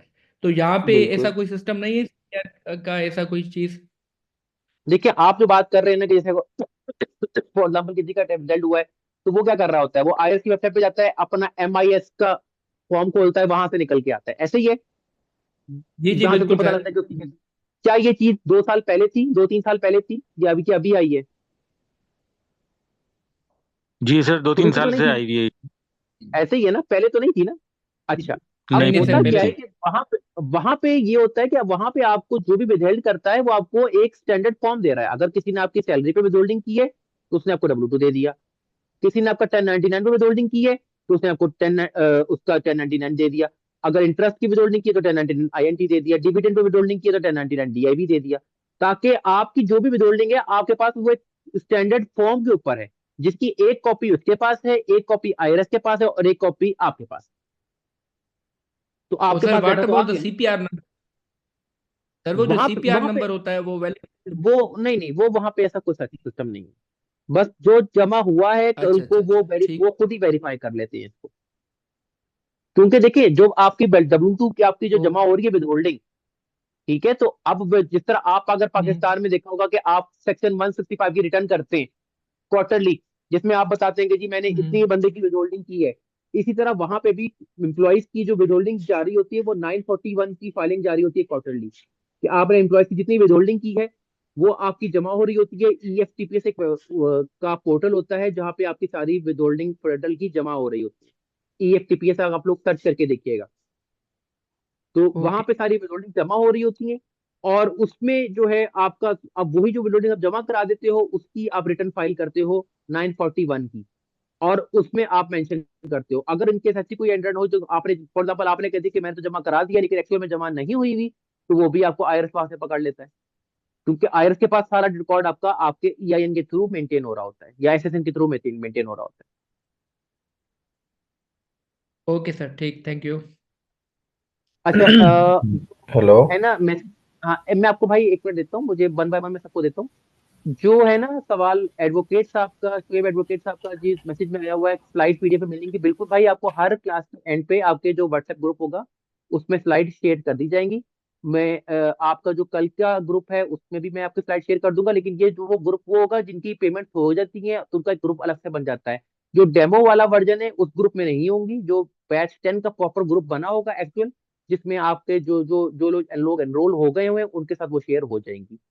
अच्छा, जो दूसरे भाई हैं इंडिविजुअल और बिजनेस की रिटर्न सेपरेट होंगी, बिल्कुल सेपरेट होंगी। बल्कि मैं काम करता हूँ कि मैं आपके साथ एक ना छोटा सा सिनेरियो शेयर करता हूँ, एक कहानी शेयर करता हूँ, उससे आपको ना काफी अंडरस्टैंडिंग डेवलप हो जाएगी। तो मैं बाकी सवाल लेके, तो फिर मैं ये फतानी कंप्यूटर के नाम से जो सवाल है उनको मैं आपको आप सबके लिए वो बड़ा बेनिफिशियल होगा। मैं एक आपको सिनेरियो शेयर करता हूँ पूरा ना, वो उसमें आपको अंडरस्टैंडिंग हो जाएगी कि किस तरह क्या क्या होता है। जी इमरान मंसूर साहब। जी अस्सलाम वालेकुम। अच्छा, मेरा एक वालेकुम सवाल सलाम। ये है कि जो 1099 है, अगर आप आउटसाइड यूएस से सर्विसेज दे रहे हैं and you are not a tax resident, तो उस सूरत में 1099 नहीं इशू होगा आपके लिए, राइट? हाँ फिर ऐसे ही है, फिर 1099 इशू नहीं होगा, क्योंकि आपको देखो उन्हें 1099 इशू करना है तो उनका उनको या तो आईटीआईएन चाहिए या एसएसएन चाहिए जिसके ऊपर वो इशू करेंगे ना। ऐसे हम्म। फेक वो हवा में तो नहीं इशू कर सकते। अगर आप राइट। फ्रीलांसिंग कर रहे हैं यहाँ से बैठ के पाकिस्तान से, तो उस सूरत में 1099 इशू नहीं होगा, ना ही आपको 1040 एनआर फाइल करनी होगी। लेकिन अगर आपने फॉर एग्जाम्पल तुराब एसोसिएट्स के नाम से कोई कंपनी बनाई हुई है वहां पे, ठीक है, अब मुझे नहीं पता कौन सा बात करें, मेरे सामने पहले नाम उनका आ रहा तो मैंने बोल दिया है, माइंड ना इमरान कीजिएगा। मंसूर बोल रहा हूँ। इमरान साहब, सपोज आपने मंसूर एलएलसी बनाई हुई वहां पे, ठीक है, तो अब आप और आप काम कर रहे हैं उसके ईआईएन के ऊपर, ठीक है, और आप किसी कंपनी को सर्विसेज दे रहे हैं, फॉर एग्जाम्पल आप मार्केटिंग की सर्विसेज दे रहे हैं, डिजिटल मार्केटिंग की सर्विस दे रहे हैं, तो वो अगर आपको 1099 इशू करेंगे तो वो आपको आपके ईआईएन के ऊपर इशू करेंगे, अगर आप वहां के रेजिडेंट नहीं है और आपने वहां पे ठीक, एलएलसी बनाई हुई है। तो वो क्योंकि देखिए जो आपकी लीगल एंटिटी वहां पे उस जगह पे बेस कर रही उसका होगी वो स्टेटस रेजिडेंट हो जाएगा ना एलएलसी बिल्कुल का, बेसिकली। जी। बिल्कुल बिल्कुल। अच्छा, और दूसरा एक सवाल काइंडली ये था कि आपने बताया था कि अगर आप सिंगल मेंबर एलएलसी हैं तो आपकी बिजनेस इनकम डायरेक्टली आपकी 1040 पे चली जाएगी। अगर हम्म आप एस कॉप हैं, like single member LLC and S corp हैं, तो उस सूरत हम्म में वो फिर K1 के थ्रू राउट होगी या तब भी डायरेक्ट ही जाएगी उसमें बिजनेस इनकम नहीं में देखिए, 1040? एस्कॉर्ट, अब मैं आपका ये सवाल का जवाब भी मैं देता हूँ। अभी मैं वो जो मैंने बताया था ना कहानी की सूरत में बताऊंगा, मैं आपको अभी अच्छा, वो भी ठीक। जवाब देता हूँ, ठीक है। ठीक है जी, थैंक जी यू। तो आप साहब, आपका कुछ सवाल? जी अस्सलाम जी सर, वालेकुम। ये बताएं सर, ये जैसे पाकिस्तान में हम नॉर्मली टैक्स रिटर्न सबमिट कर देते हैं, फिर हमारे पास हम्म, ऑप्शन होता है विदिन 60 डेज इसको हम रिवाइज कर सकते हैं। तो यहाँ भी ये बिल्कुल ऑप्शन है कि हम रिटर्न सबमिट हो जाए तो उसको रिवाइज कर सकते हैं, कोई टाइम ड्यूरेशन है बिल्कुल कर इसमें? सकते हैं। 3 साल तक आप रिवाइज कर सकते हैं। 1040X उसका फॉर्म होता है, उसको आप 3 साल अच्छा, तक रिवाइज कर सकते मतलब हैं, किसी यानी भी 3 वजह से साल तक आपका फिर चाहे ऑडिट नहीं हो सकता, ऑलवेज ऑप्शन अवेलेबल रिवीजन का? बिल्कुल अवेलेबल है। अच्छा कोई अच्छा। क्रेडिट आपने लेना रह गया आप रिवाइज कर सकते हैं, आपकी इनकम ऐड करना भूल गए आप रिवाइज कर सकते हैं, आपको कोई एक्सपेंस रह गया था डालना आप रिवाइज कर सकते हैं। वट सो एवर अच्छा द रीजन इज रिवाइज। अच्छा। और दूसरा सर ये बताएं, ये जैसे हम यहाँ पे रिटर्न बनाते हैं उसमें प्रिंट का ऑप्शन होता है, पीडीएफ फाइल जनरेट हो जाती है, हम ड्राफ्ट अपने क्लाइंट को शेयर बिल्कुल कर देते हैं। यहाँ बिल्कुल इसमें ऐसे भी ही है, ऑप्शन प्रिंट करके यहाँ पे आप ऐसे ही है, बिल्कुल बिल्कुल ऐसे अच्छा ही है। अच्छा आप प्रिंट करके क्लाइंट को शेयर करते हैं, उससे सिग्नेचर में एक्नॉलेजमेंट भी लेते हैं, और ई फाइल के थ्रू भी आप सिग्नेचर करवाते हैं, उससे इलेक्ट्रॉनिक सिग्नेचर भी करवाते हैं, और उसको वो उसकी एक कॉपी आप अपने पास भी सेव करके रखते हैं, ताकि कल को अगर ऑडिट वगैरह आता है तो आपके पास भी प्रॉपर डाटा हो उसको डिफेंड करने का। अच्छा अच्छा, मतलब हम क्लाइंट से जो है वो सिग्नेचर कर इलेक्ट्रॉनिक सिग्नेचर भी करवाते हैं और मैनुअल ऐसे ही, सिग्नेचर भी करवा के अपने रिकॉर्ड में रखते हैं कि वो एग्री बिल्कुल करता है हर बिल्कुल चीजों को, हर बात में, सारे डेटा को बिल्कुल एग्री करता है। बिल्कुल ऐसे, ठीक है। क्योंकि क्लाइंट के पास होता है पिन, जब तक वो आपको वो पिन नहीं देगा, जिस तरह आपने भी रिटर्न देखा होगा कि जब हम लोकर करते हैं तो हमारे पास एक पिन होता है, तो वो आपके पास एक जी पिन होता है आईआरएस का, वो जब तक वो पिन आपको नहीं देगा आप उसकी ई फाइल नहीं कर सकते। तो ई फाइल करने से पहले भी आप उसे एक्नॉलेजमेंट देते हैं सारी, और उसको रिटर्न का ड्राफ्ट शेयर किया जाता है, वो अपना वेरीफाई करता है, उसको साइन करके आपको देता है, फिर जब वो फाइल ई फाइल के लिए रेडी हो जाती है, तो एक लिंक जाता है उसको कि भाई ये ई फाइल के लिए रेडी हो गई है, आप इसको साइन कर दें। तो वो फिर इलेक्ट्रॉनिकली भी वो उसके अपनी जो उसकी स्टैंडर्ड ईमेल आईडी होती है, जिसके ऊपर रजिस्टर्ड ईमेल आईडी पे उसको लिंक जाता है, उसके ऊपर वो उसको ई फाइल कर देता है, या आप उसको पर्सनली बुला के अपने सामने बिठा के ई फाइल करवाते हैं, और ई साइन करवाते हैं, और फिर उसके बाद फिर उसकी ई फाइल होती अच्छा अच्छा, और ये सर ये रजिस्ट्रेशन के टाइम पे भी ये सब कुछ होता है, जब टीआरएन बनता है, रजिस्ट्रेशन टैक्स रजिस्ट्रेशन नंबर मिलता है, उस वक्त भी ये इसी तरह से सिग्नेचर वगैरह करवाए जाते हैं। है। हर डॉक्यूमेंट जो भी आप किसी को भी आप मतलब करवाते हैं ना, उसके उसकी सिग्नेचर चल रहे होते हैं। आप फॉर एग्जाम्पल अगर अभी देखें ना, जैसे उसका एसएसएन नंबर जो है ना, वो आपके पास आ गया है, आप उसकी रिटर्न फाइल कर रहे हैं, आप उसकी रिटर्न बना के उससे साइन ले लेंगे, अपने पास से उस पर कॉपी रखेंगे।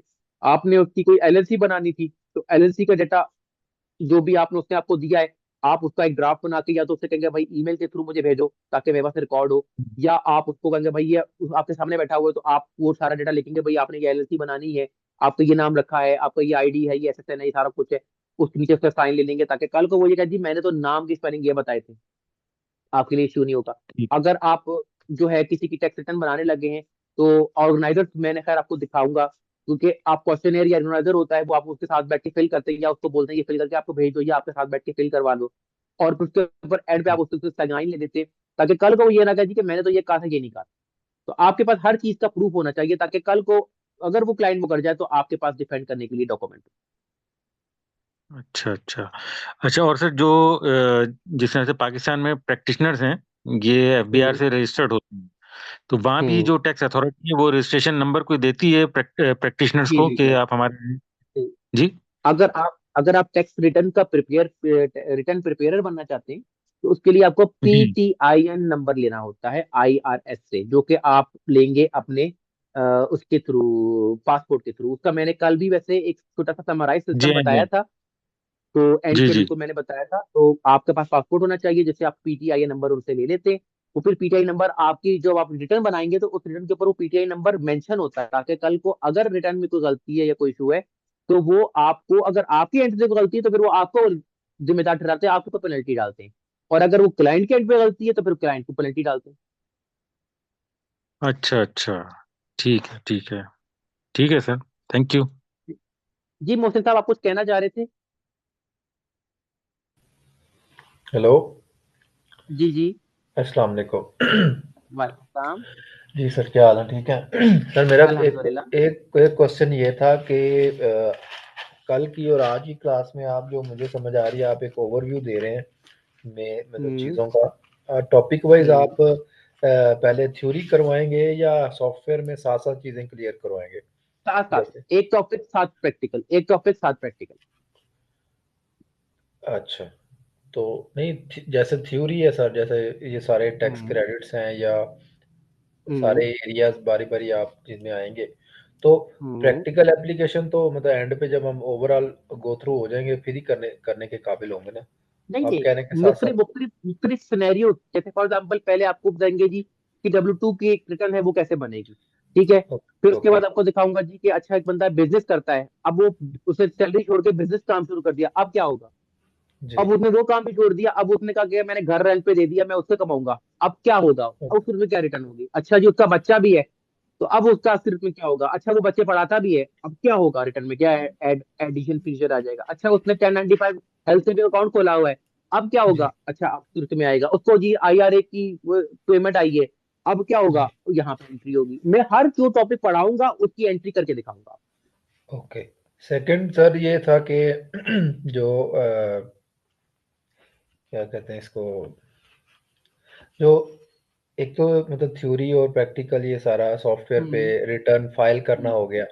उसके हम्म अलावा ये जो आप अभी एक नाम ले रहे थे एलएलसी का, हम्म मतलब मैं पूछना ये चाह रहा हूँ कि एक तो टैक्स का नॉलेज और रिटर्न फाइल करना ये तो कोर्स हो गया।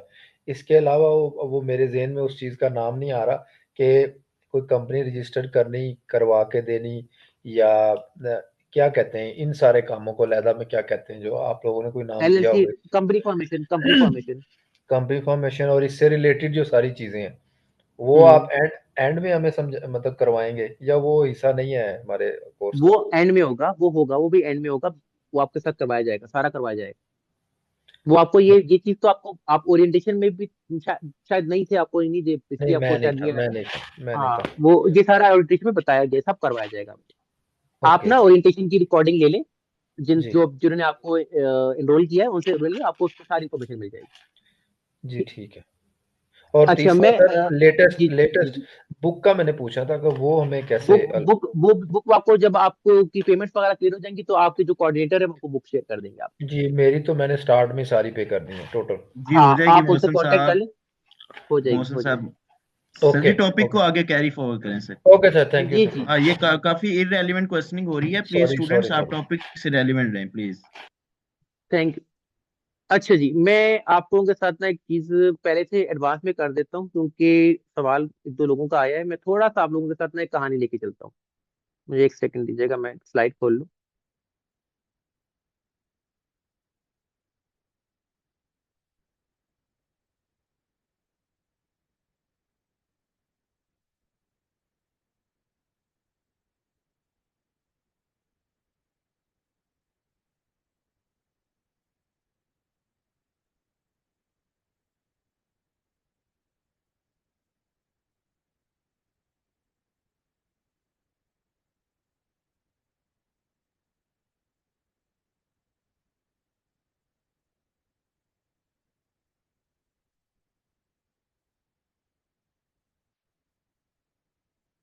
किधर चली गई?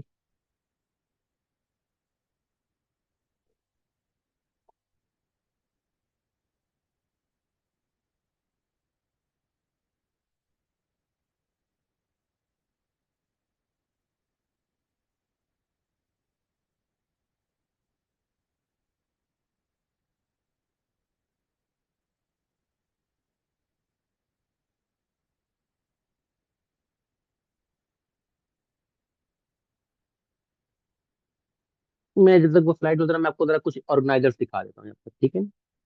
हाँ हाँ हाँ हाँ। ये स्लाइड अभी पता नहीं किधर चली गई है, मुझे जरा ढूंढना में टाइम लग रहा है। हम्म, हम्म, हम्म, हम्म।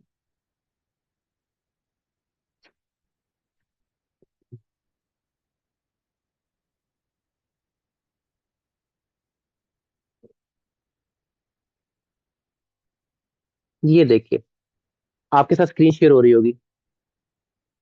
ये एक स्टैंडर्ड ऑर्गेनाइजर है आईआरएस की तरफ से, कि जब आप किसी से डाटा ले रहे होते हैं तो आप इस तरह का कुछ फॉर्म फिल करते हैं, जिसमें आप उससे उसका नाम ले लेते हैं, पूछ लेते हैं, उसका सोशल सिक्योरिटी नंबर, उसका टैक्स फॉर्म नंबर जो आपने देना है, उसका सोशल, उसका वो टैक्स ईयर कौन सा है, वो उसका फाइलिंग स्टेटस क्या है, सिंगल है, मेरिट फाइलिंग जॉइंटली है, क्या है, वो आप अकॉर्डिंगली टिक कर लेते हैं। उससे कुछ क्वेश्चन हैं जो आप उनसे पूछ लेते हैं, ताकि आपको पता हो कि भाई आप डाटा ठीक है। उसके जो डिपेंडेंट्स है उनका डाटा आप यहाँ पे नोट कर लेते हैं। अगर वो A65 अबव है तो यस नो करेंगे, ब्लाइंड है नहीं है, ठीक है। ये सारी चीजें आप थोड़ी बहुत, ये थोड़ा शॉर्ट फॉर्म में है। और यहाँ पे आप ये देखिए कि जो भी सिग्नेचर बंदा साइन फल करके दे रहा है उसके साइन यहाँ पे ले रहे हैं आप, ठीक है, ताकि कल को वो ये ना कहे कि भाई ये मैंने कहा था, हाँ कहा था, या ये मैंने ना कहा था, लेकिन आपने तो ये यस कर दिया, ये नो कर दिया। तो वो आप उसके साथ सारा देखते हैं, उसको शो करते हैं। फिर उसमें थोड़ा सा डिटेल्ड ऑर्गेनाइजर भी आते हैं, जैसे कि ये बेसिकली ऑर्गेनाइजर जितने भी होते हैं ना, ये आप खुद डाउनलोड भी कर सकते हो और खुद भी बना सकते हो, ठीक है। तो जैसे अब आपको मैं एक और दिखाता हूँ।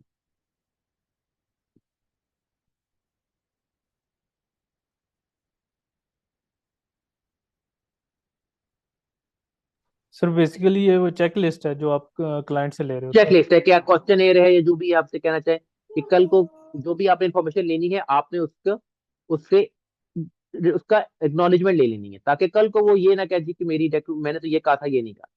अब जिस तरह ये एक और है, ठीक है, कि आप उसमें पर्सनल इन्फॉर्मेशन ले ली, डिपेंडेंट्स का पूछ लिया, हेल्थ केयर कवरेज का पूछ लिया, उससे इनकम का पूछ लिया, उसकी कैपिटल गेन के बारे में पूछ लिया, टर्म प्लान के बारे में पूछ लिया, एजुकेशन पूछ लिया, एडवांस डिडक्शन लेनी है नहीं लेनी है, एस्टिमेटेड टैक्स उसने कुछ जमा कराए हैं, मिसलेनियस इनकम उसकी सारी।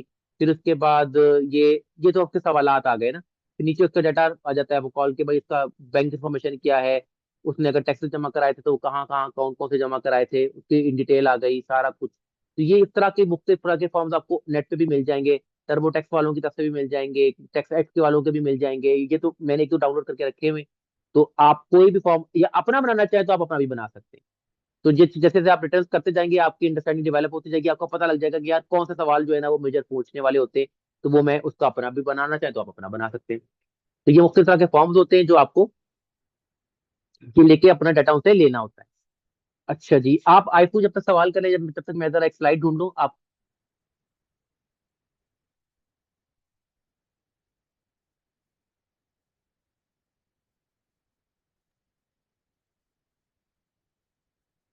आईफोन ने कुछ सवाल किया हुआ है तो जी करना चाहे तो कर आईफोन सकते भाई, हैं।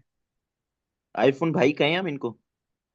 अस्सलाम वालेकुम सर। आईफोन भाई कह मेरा नाम ही ये आ वालेकुम रहा है, सलाम। इमरान नाम है। इमरान नाम है मेरा। जी जी इमरान अच्छा भाई, जी इमरान भाई। हाँ जी, छोटी सी क्वेरी थी मेरी कि हम जैसे बिजनेस जी कर रहे हैं, जी ये कंपनी है उधर यूएसए में, तो और वो एम्प्लॉयमेंट अपने एम्प्लॉयर को सैलरी देता है और टैक्स काट लेता है। इसी तरह कुछ सर्टेन जो बिजनेस एक्सपेंसेस करता है, क्या उस पर भी कोई थ्रेशोल्ड है कि उसने टैक्स डिडक्ट करना है, जिस तरह नहीं पाकिस्तान में वहां होता पे है ना? सिर्फ, नहीं वहां पे ऐसा नहीं है कुछ। अच्छा, सिर्फ वो टेन सैलरी जो नाइनटी नाइन में भी जी 1099 भी जो दे रहा होता है ना, उसमें ऑप्शन होती है टैक्स रिजल्ट करने की, लेकिन यूजली वो लोग करते नहीं है ना, वहाँ पे इतना इतना कोई रिवाज है टैक्स रिजल्ट का, क्योंकि वहाँ पे अच्छा हर वो कोई टैक्स दे रहा होता है, तो वो वहाँ पे इतनी कोई वो नहीं है इसके ऊपर। अच्छा ठीक है, बस यही था query. Thank you very much, शुक्रिया। वेलकम।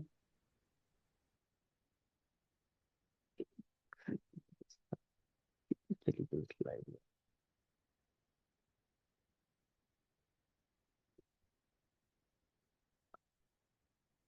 ये रहे। अच्छा जी, मैं ना आपके साथ एक थोड़ी सी कहानी शेयर कर रहा हूँ। ये बेसिकली आपका वैसे तो 5th क्लास में मैंने शेयर करनी थी, लेकिन फिलहाल मैं आपके साथ अभी शेयर कर देता हूँ। तो जो आपके कुछ जहन में सवालात जरा मेरे हैं ना, वो आपके क्लियर हो जाए।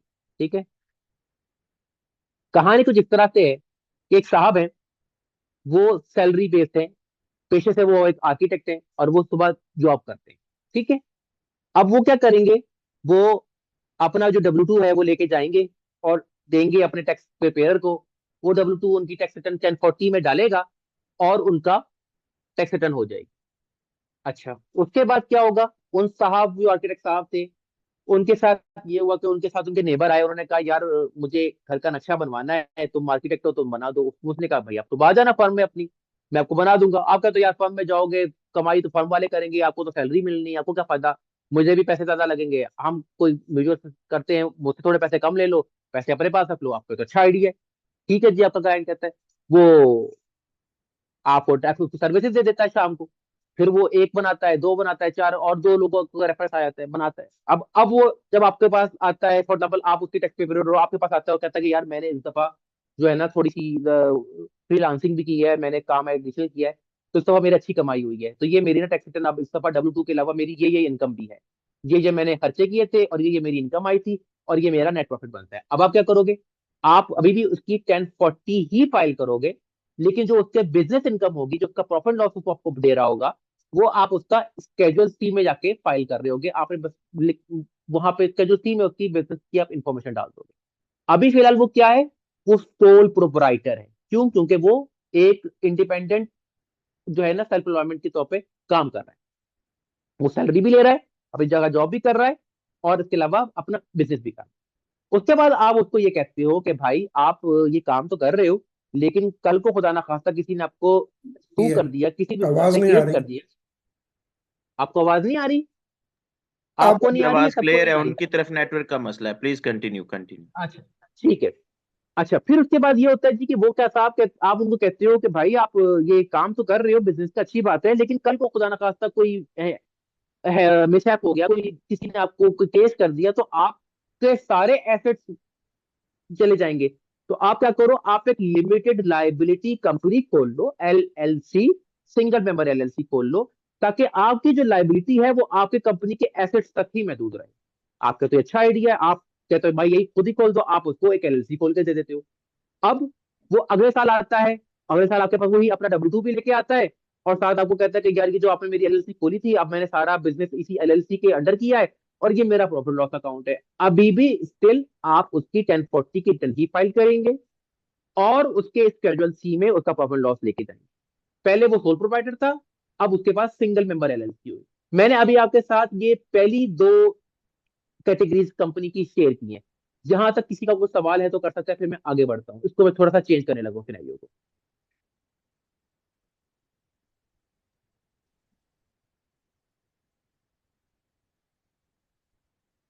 किसी का कोई सवाल है? जी शहबाज साहब, जी सर, सिर्फ मेरा इन्हीं दो सवाल, कैटेगरी के मुताबिक। जी जी बिल्कुल, मेरा सवाल ये है कि जिस तरह मुझे ये समझ नहीं आ रही कि अगर वो सोल प्रोप्राइटर था, और अगर हम्म वो किसी तरीके से उसको इनकम, जैसा उसके नेबर ने कहा, और वो उसकी इनकम हो गई, अगर वो इसको हम्म डिस्क्लोज ना भी करे, तो हम्म IRS को किस तरीके से पता चलेगा कि भी इसकी इनकम है? मतलब वो उसके अकाउंट के थ्रू देखेंगे कि भी इसमें ये पैसे आ रहे हैं, या देखिए, क्या होगा? वहां पे वो इस तरह का, तो वो सोचते नहीं है कि हम छुपा लें इनकम, वहां पे ऐसी सोचते ही है। दूसरी ये कि उनको पता लगने की कई सोर्स है। फॉर एग्जाम्पल, उसने किसी के साथ किया, उसने 1099 उसको दिया है। जब वो किसी का काम कर रहा है, किसी कंपनी का काम कर रहा है, और वो उसको 1099 दे रहे हैं, तो वो उसकी इनकम 1099 की एक कॉपी उसके पास जाएगी, एक कॉपी IRS के पास भी जाएगी, वहां से तो उनकी इनकम आ जाएगी। और कल को वो कोई ऐसी मतलब करता है जहां पे उसका यूज होता है, और उनके IRS के पास इन्फॉर्मेशन चली जाती है कि यार ये तो ऑलरेडी कमाता रहा है इन मुख्तलिफ जगहों से। फॉर एग्जाम्पल, अगर वो कहीं से ले रहा है और अगले दिन कोई उसका कह रहा है कि यार मैंने यहाँ पे इस बंदे को इतने खर्चे किए, ये पैसे किए, उसका ऑडिट खुलता है, और वो कहता है कि ये मैंने फला फला खर्चे मैंने इस बंदे को भी दिए थे पेमेंट, और वहां पे वो कहता है अच्छा आपने इस बंदे को भी दी थी, इस बंदे की रिटर्न खोलो, वहां तो उसकी इनकम आ नहीं रही होती, तो वहां से भी आपको IRS पकड़ सकते हैं। पकड़ने को तो 100 तरीके हैं आपको। तो वहां पे लोग इस तरह का वैसे भी करते नहीं है, वहां पे ये सोच नहीं पाई जाती। क्लियर हो गया? जी ठीक है सर, शुक्रिया। ठीक है, अच्छा जी, आगे चलते हैं। अब क्या हुआ जी, आपने काम कर रहे थे, आपके साथ एक और साहब आए, उन्होंने कहा यार आपका नक्शा मेरे पास आया था, मुझे कुछ चीजें पूछनी है, मैं आपके पास आया हूँ। तो करते करते आपकी उनके साथ दोस्ती हो गई, और आपका वो उन्होंने कहा जी कि यार हम एक काम करते हैं, आप नक्शे बनाओ, मैं कॉन्ट्रैक्टर हूँ, मैं ठेकेदार हूँ, तो हम मिलकर कंपनी खोल लेते हैं। तो आप नक्शे बनाना, मैं ठेकेदारी करूंगा, हम मिलकर कमाएंगे। आप कहते वेल एंड गुड। अब वो जो है जाते हैं अपने टैक्स प्रिपेयर के पास, उनसे कहते हैं यार इस तरह हम प्लान कर रहे हैं, आप हमें मशवरा दें क्या करना चाहिए। आप कहते हो वेल एंड गुड, अच्छी बात है, आप एक काम करो, आप एक मल्टी मेंबर पार्टनरशिप LLC खोल लो। अब क्या होगा, आपने पूरे साल काम किया। अब पूरे साल काम करने के बाद आप लेके आए अपने पास के जी, ये हमने कंपनी जो बनाई थी पार्टनरशिप, इसका ये प्रॉफिट लॉस है, और अब हमारी आप टैक्स रिटर्न फाइल कर दो। तो अब क्या होगा, आप 1040 में नहीं फाइल करेंगे, अब आप करेंगे उसकी 1065 की रिटर्न फाइल, जिसमें आप उनको और उनके पार्टनर का K1 निकलेगा। फॉर एग्जाम्पल 1 लाख का प्रॉफिट हुआ है, 50,000 का K1 उनका निकल आएगा, आर्किटेक्ट का निकल आएगा, 50,000 का K1 ठेकेदार का निकल आएगा। फिर वो जो K1 निकलेगा, वो K1 उनके 1040 के स्केड्यूल E में जाएगा बारी बारी। ठीक है, ठेकेदार अपने 1040 की रिटर्न फाइल करेगा अपने स्केड्यूल E में K1 में ऐड करके, और जो आपका आपका जो आर्किटेक्ट है, वो अपनी 1040 में अपनी सैलरी भी डाल रहा होगा, और अपना K1 भी स्केड्यूल E में ऐड करके वहां पे ही उसके टोटल ग्रॉस इनकम के ऊपर रिटर्न फाइल करना। यहां तक किसी को कोई कंफ्यूजन?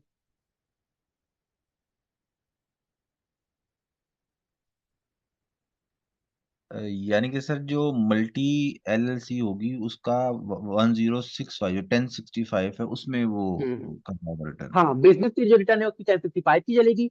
ये पास थ्रू एंटिटी है, ये सिर्फ आपको बता देगी कि आप कि आर्किटेक्ट का प्रॉफिट कितना है, शेयरिंग कितनी है इसकी इनकम में, और ठेकेदार की इनकम की कितनी है, और दोनों अपना अपना इनकम का पोर्शन अपने K1 अपनी 1040 में लेके जाएंगे, और वहां उनकी 1040 में उसको डिक्लेयर करेंगे। ठीक है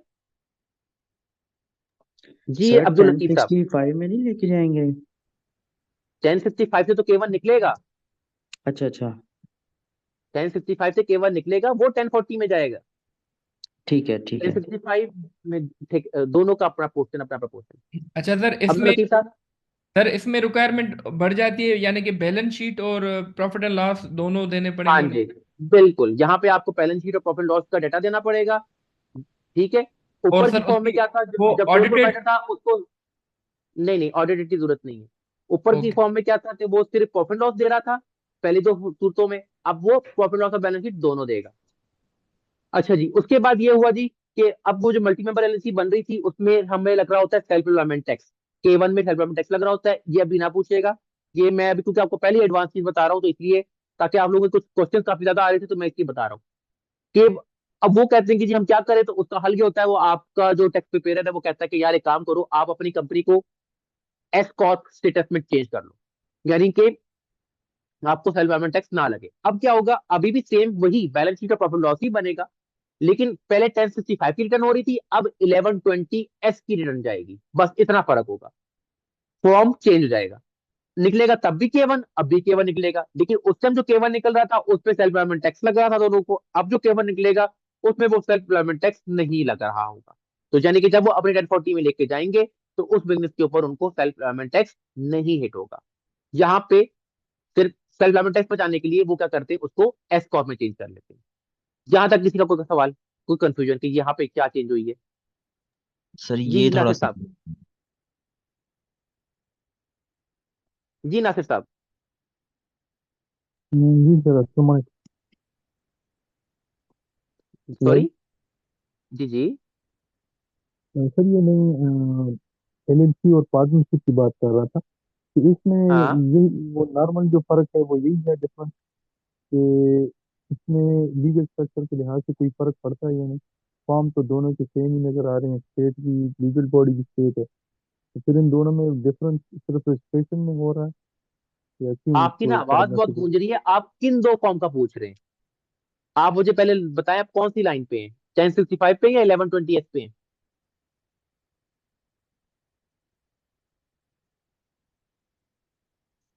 हेलो हेलो सर, नासिर भैया, जी जी, आवाज ठीक है अब? अब ठीक है।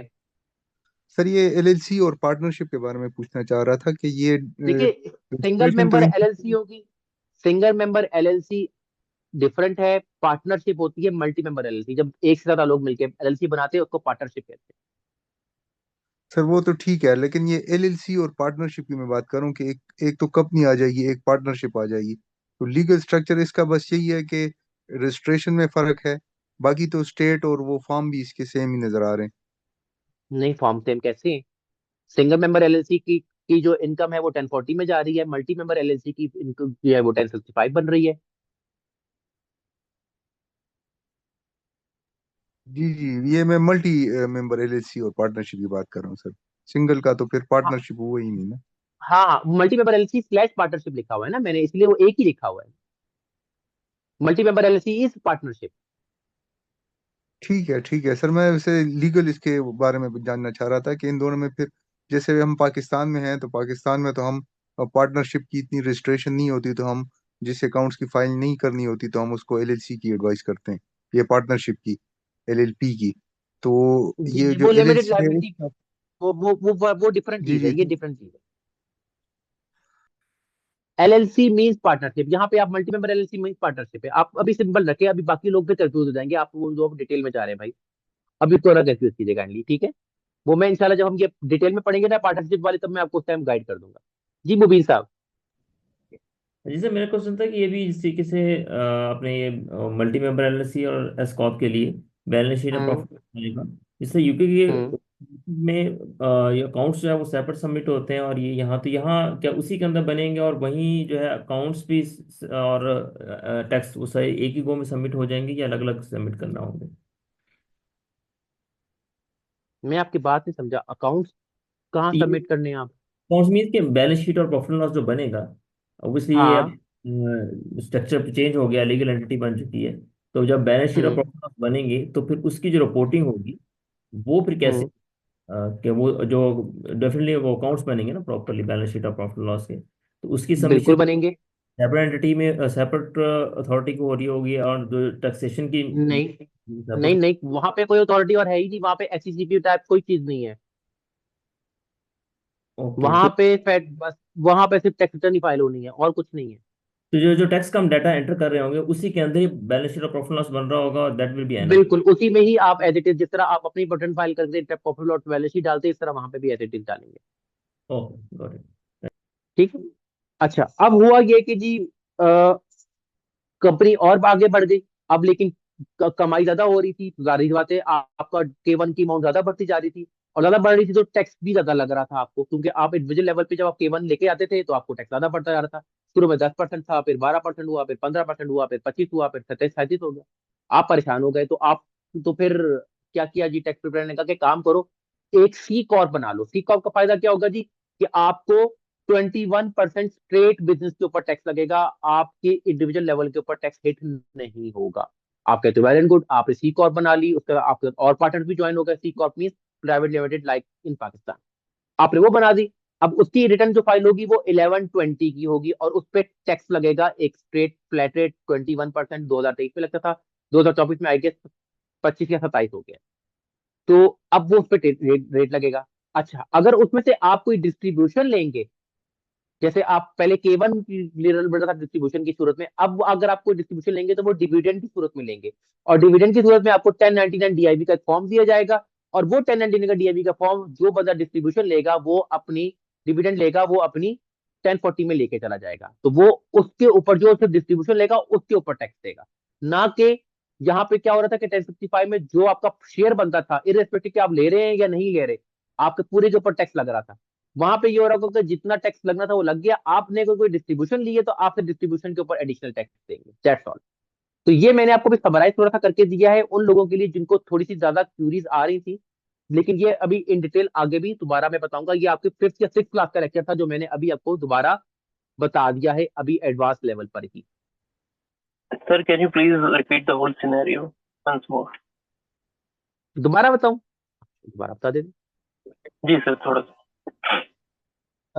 मलिक साहब बात कर रहे हैं? जी सर, जी। ठीक हो गया। अब मलिक साहब मैं आपको एड्रेस करके बात करूंगा, माइंड ना कीजिएगा, ठीक है? Alright sir. ओके। अब मलिक साहब हैं, आप हैं आर्किटेक्ट, आप जॉब करते हैं दिन में, आपको W2 मिलता है, आप अपने रिटर्न फाइल कराते हैं फॉर एग्जांपल से जी मिस्टर ए से, तो आप वो मुबीन साहब से बल्कि कर लेते हैं, मुबीन साहब से रिटर्न फाइल कराते हैं, ठीक है? मुबीन साहब माइंड ना कीजिएगा। तो अब आप गए उनके पास और आपने रिटर्न अपना W2 दिया, उन्होंने आपकी रिटर्न फाइल कर दी, आप उन्होंने आपकी 1040 लिया, 1040 में W2 एंटर किया और आपकी रिटर्न बना दी। यहां तक आपको कोई सवाल मलिक साहब? नहीं सर, ओके। ओके।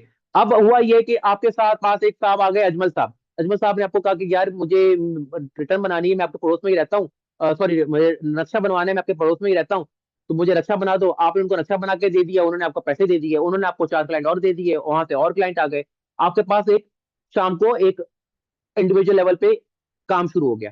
अब आप अपनी रिटर्न लेके जब गए मुबीन साहब के पास, और मुबीन साहब को बताया कि यार मैंने W2 तो मेरी ये है ही है, लेकिन मैंने कुछ इजाफी काम भी किया है, पर्सनल काम भी करता रहा हूँ, तो ये मेरी कंपनी मैंने काम किया है sole proprietor, as a sole proprietor, तो भाई ये मेरा खर्चा हुआ है, ये मेरा रेवेन्यू है, ये मेरा खर्चा हुआ है, ये मेरा नेट प्रॉफिट है, तो अब मेरी रिटर्न कर दो। तो अब मुबीन साहब क्या करेंगे, 1040 ही फाइल करेंगे, लेकिन उसमें एक स्पेशल सी ऐड हो जाएगा जिसमें उनका आपका जो रिटर्न है, वो जो आपका प्रॉफिट लॉस है वो 1040 के अंदर चला जाएगा, ठीक है?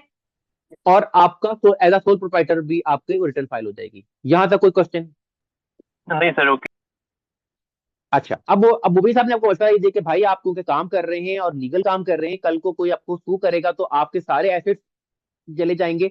बेहतर यह है कि आप एक लिमिटेड लाइबिलिटी कंपनी LLC बना लो, ताकि आपकी जो खुदा ना खास्ता कल को कोई अगर आपको कोई इशू हो, कोई बैंक करप्ट हो या कोई भी मसला हो जाए, तो आपके सिर्फ आपके पर्सनल एसेट्स उस पर हिट ना हो। तो आप उनको कहते हो ठीक है भाई आप मुझे लिमिटेड लाइबिलिटी कंपनी बना दो, वो आपके नाम से मलिक इंटरनेशनल या मलिक आर्किटेक्चर के नाम से एक LLC खोल देते हैं, और आप Malik single member LLC Malik architecture के नाम से आप अपना काम शुरू कर देते हैं। अभी भी, पहले भी आप सब प्रॉफिट लॉस बना के दे रहे थे, अभी भी आप प्रॉफिट लॉस बना के देंगे, अभी भी आपका 1040 स्केड्यूल सी में चला जाएगा, पहले भी आपका 1040 स्केड्यूल सी में जा रहा था। क्या तक कुछ सवाल? नहीं सर, यहाँ तक ओके। ठीक है। अब आपके साथ एक और साहब आए, माइकल। माइकल साहब को जो था ना, आपके पास उनका नक्शा आपके पास पहुंचा घूमता घुमाता, उन्होंने आपसे नक्शे की हिदायत कुछ आइडिया लेना था, आपके पास आए, बैठे, चाय पी और कहा कि यार मुझे नक्शा समझा दो और कुछ चीजें बता दो, और फिर आपकी दोस्ती अच्छी होगी और आपने का फैसला किया कि आप दोनों मिलके एक कंपनी खोलते हैं। वो ठेकेदार है, आप आर्किटेक्ट हो, दोनों एक दूसरे को फायदा पहुंचाएंगे। आप नक्शे बनाओगे, वो ठेकेदार रहेगा जो नक्शा बनाने आएगा, वो अब जाहिर बात है घर भी बनवाएगा, तो वो आप मिलकर बना लेंगे। जो घर बनाने आएगा उसको नक्शा भी बनाना चाहिए होगा, वो आपके पास आ जाएगा। तो आप दोनों मिलकर कंपनी खोल लेते हैं। आप क्या करते हैं, आप for example G Malik and Michael M&M architecture services या मलिक M&M कंस्ट्रक्शन कंपनी के नाम से कंपनी खोल लेते हैं। ठीक है। अब आपने खोल ली मल्टी मेंबर LLC यानी कि पार्टनरशिप। अब क्या होगा, जब अब आप जाएंगे मुबीन साहब के पास अपनी टैक्स रिटर्न कराने के लिए, तो वो अब आपकी 1040 तो करेगा ही करेगा, लेकिन उससे पहले वो आपकी 1065 की रिटर्न करेगा, जिसमें आपका मलिक साहब का पोर्शन फॉर एग्जाम्पल 1 लाख का प्रॉफिट हुआ है, तो 50,000 पोर्शन का K1 जो है वो प्रॉफिट जो है मलिक साहब के नाम का K1, और 50,000 का जो है वो माइकल साहब के नाम का K1 निकलेगा। और मलिक साहब का जो K1 है वो उनके 1040 में चला जाएगा, और माइकल साहब का जो K1 है वो उनके 1040 में चला जाएगा स्केड्यूल E के अंदर, और वो अपनी अपनी इनकम के ऊपर टैक्स रिटर्न फाइल कर देंगे। यहां तक कोई सवाल? नहीं सर, ओके ओके सर हो गया। ये अब इसमें जी ये जी, LLC कम मिनिमम कैपिटल रिक्वायरमेंट कितनी होती है, पेड अप और सब्सक्राइब कैपिटल? कोई भी नहीं होती। SECP का कॉन्सेप्ट ही नहीं है वहां पे भाई। अच्छा, तो जीरो आपको कैपिटल से हम LLC कंपनी खोल सकते हैं? आप खोल सकते हैं, लेकिन जाहिर बात है जब आप कंपनी कोई ना कोई फंड तो कुछ ना कुछ डालने पड़ेंगे ना आपको। आप जीरो कैपिटल से आप खोल तो सकते हैं, लेकिन कल को आपने जब ऑपरेशन करने तो आपको फंड फिर उस टाइम डालने पड़ेंगे। ठीक है, ठीक है। इस तरह से पेड अप सब्सक्राइब कैपिटल ऐसी कोई कहानी नहीं है? उस तरह नहीं है। हाँ, सी कॉर्प खोलेंगे तो उसमें आपको बताना होता है कि आपका पेड अप कैपिटल कितना है, सब्सक्राइब कितना है, सी कॉर्प के अंदर, LLC में नहीं है। ठीक सर ठीक है। ये जो पार्टनरशिप की रिटर्न जमा होगी, इसमें ये हम्म। अपना टैक्स नहीं देंगे, ये सिर्फ प्रॉफिट उनको पास ऑन कर देंगे? बस ये पास थ्रू एंटिटी है। इसमें सिर्फ ये बताया जाएगा कि 1 लाख कंपनी ने प्रॉफिट कमाया, जिसमें से मलिक साहब का प्रॉफिट 50,000 था, माइकल का प्रॉफिट 50,000 था। फिर माइकल अपने 50,000 प्लस अपनी दूसरी इनकम ऐड करके उस पर टैक्स देगा। मलिक साहब अपने 50,000 और अपनी जो दूसरी W2 है या कोई और कंपनी है या कोई और काम कर रहे हैं, उन इनकम के ऊपर जो भी प्रॉफिट की लायबिलिटी बनती है वो अपनी इंडिविजुअल लेवल के ऊपर उसका टैक्स देंगे। 1055 के लेवल के ऊपर कोई टैक्स नहीं लगेगा। Right sir, thank you sir. ठीक। अच्छा, उसके बाद ये हुआ जी, अब क्योंकि आपको जब आप बिजनेस करते हैं तो आपको सेल्फ एम्प्लॉयमेंट टैक्स लगता है। तो अब आपका जो टैक्स प्रिपेयर है मुबीन साहब, वो कहते हैं कि भाई काम करो, अपनी कंपनी को एस कॉर्प का स्टेटस ले लो। उसमें ये होगा कि आपको जो K1 निकलेगा ना, उसमें आपको सेल्फ एम्प्लॉयमेंट टैक्स नहीं हिट होगा। तो मतलब आप अपनी जब ये K1 आके अपनी 1040 में लेके जाओगे ना, तो उस पर आपको सेल्फ एम्प्लॉयमेंट टैक्स नहीं लगेगा। आपका तो वेल एंड गुड, आप बना दो। तो आपका वो कंपनी जो है, जो मल्टी मेंबर LLC है M&M आर्किटेक्चरल सर्विसेज, वो आपकी अब एस कॉर्प बन गई है। तो अब अगले साल जो होगा आपका क्या होगा, आपकी रिटर्न 1065 नहीं होगी, अब आपकी रिटर्न 1120S होगी। और अभी भी जैसे पहले K1 निकलता था, अभी भी K1 निकलेगा। फर्क सिर्फ इतना होगा कि उस K1 के ऊपर सेल्फ एम्प्लॉयमेंट टैक्स लग रहा था, अब K1 के ऊपर सेल्फ एम्प्लॉयमेंट टैक्स नहीं लग रहा हो। सेम वही K1 निकलेगा और आपके इंडिविजुअल लेवल पे 1040 में स्केड्यूल ई में वो K1 ऐड हो जाएगा, K1 का जो फॉर्म होगा। जहां तक कोई जी सवाल सर। मलिक ये साहब आपका? जी सर, ये सेल्फ एम्प्लॉयमेंट टैक्स जो है ये किसी ब्रैकेट के बाद लगना शुरू होता है? नहीं, बिजनेस के ऊपर लगता है। चाहे $1 भी आएगा हमारे बिजनेस, तो उसके ऊपर आपको 15.6% की 7% तरह कुछ करके बनता है, वो आपको देना होता है। तो फिर अगर सर हम सैलरी ये मल्टी पे क्यों गए, हम डायरेक्ट सी कॉर्प एस कॉर्प पे क्यों नहीं आ गए? सर फिर मैं मल्टी मेंबर LLC का कैसे कॉन्सेप्ट बता था, मैं आपको तरतीब वाइज लेके चलूंगा ना, स्टेप बाय स्टेप समझाऊंगा ना। वो तो अच्छा पहले भी ठीक बता ठीक। सकता था आपको, लेकिन मैं अगर चीजें स्किप करूंगा तो फिर मैं आपको क्यों समझा रहा हूँ? क्यों आपकी पहले सिंगल मेंबर बनाई, फिर multi member, directly multi member बना देता, आपको सिंगल मेंबर भी ना बनाता। स्टेप बाय स्टेप लेके चलूंगा ना आपको, ताकि आपको हर लेवल पे आपको अंडरस्टैंडिंग हो। फिर उसके बाद क्या हुआ जी, सर अब आपको जी जी, अरे फिर ये जो एस कॉर्प है, ये सिर्फ अपना टैक्स दे देगी और जो कटा हुआ टैक्स? नहीं, स्टेप एस्कॉर्प भी टैक्स नहीं देगी, मल्टी पार्टनरशिप भी टैक्स नहीं देगी, ये सिर्फ K1 देगी। टैक्स आपका 1040 में ही लगेगा। सिर्फ फर्क इतना होगा कि जब 1065 का K1 निकल रहा था, उस K1 के अंदर सेल्फ एम्प्लॉयमेंट टैक्स लग रहा था। अब जो K1 निकल रहा है, उस K1 की इनकम के ऊपर सेल्फ एम्प्लॉयमेंट टैक्स नहीं लग रहा एस कॉर्प की सूरत में। Right sir. ठीक है जी सिकंदर साहब।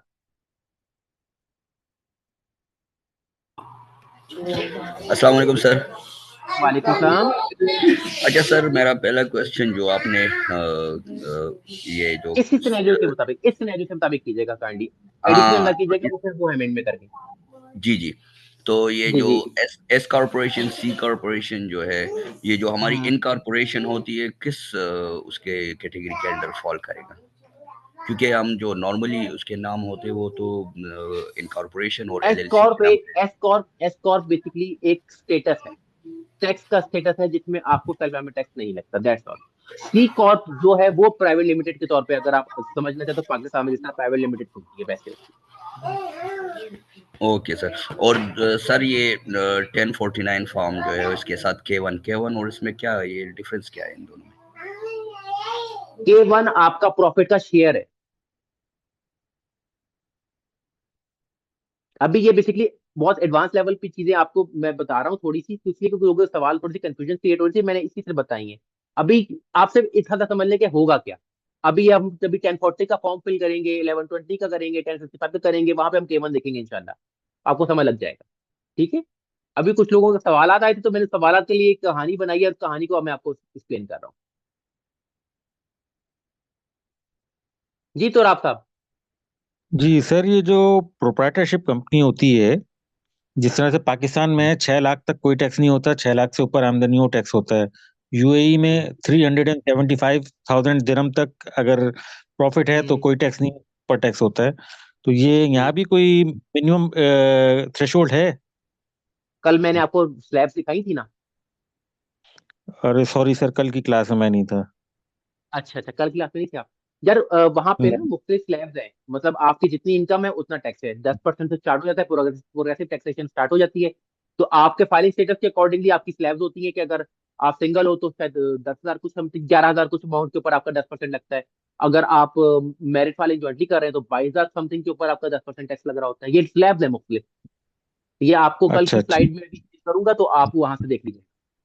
और कल की ठीक है। रिकॉर्डिंग काइंडली आप दें, ठीक है ना, कल की लेक्चर की मैं रिकॉर्डिंग ले लें तो उसमें पॉइंट कल की ठीक रिकॉर्डिंग है। इंशाल्लाह देख लेते हैं। ठीक है सर, ठीक थैंक यू। है, वेलकम। अच्छा जी, उसके बाद आखिरी हिस्सा देखिए, अब आपको क्योंकि ज्यादा इनकम आ रही है तो ज्यादा टैक्स लग रहा है, तो अब क्या हल किया जाए। तो आपके टैक्स पेपर मुबीन साहब ने कहा कि भाई काम करो, सी कॉर्प बना लो, अपनी प्राइवेट लिमिटेड बना लो, आपको 21% फ्लैट टैक्स रेट लगेगा, आपको कोई एडिशनल टैक्स देना नहीं पड़ेगा। हाँ, जो आप डिविडेंड लोगे, क्योंकि उधर जो था K1, जो आपका नेट प्रॉफिट निकलता था K1, उसके ऊपर आपको टैक्स लगता था, इरिस्पेक्टिव कि आप वो पैसे रख रहे हो या निकाल रहे हो, आपको टैक्स ठुक रहा है। फॉर एग्जाम्पल 50,000 कमाया था 1065 से या 1120 से 50,000 दोनों का शेयर निकला था, लेकिन पैसे तो आपने लिए हार्डली 10,000, बाकी 40,000 आपने कंपनी में ही छोड़ दिए और वो री इन्वेस्ट कर दिए। तो अब लेकिन टैक्स आपको 50,000 पे देना पड़ रहा है। अब क्या करोगे, अब ये हो रहा होगा कि भाई जो भी इनकम कंपनी का प्रॉफिट है 1120, उस पे 21% 2023 था, और 2024 में शायद 24 के 25 या 26% या 7% दूसरा टैक्स है।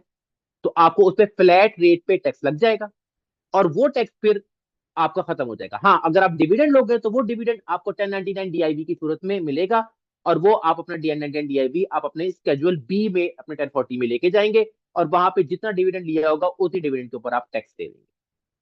अब ठीक हो गया मलिक साहब, कुछ आइडिया हो गया आपको? जी सर, क्लियर है, थैंक यू। जज़ाकल्लाह।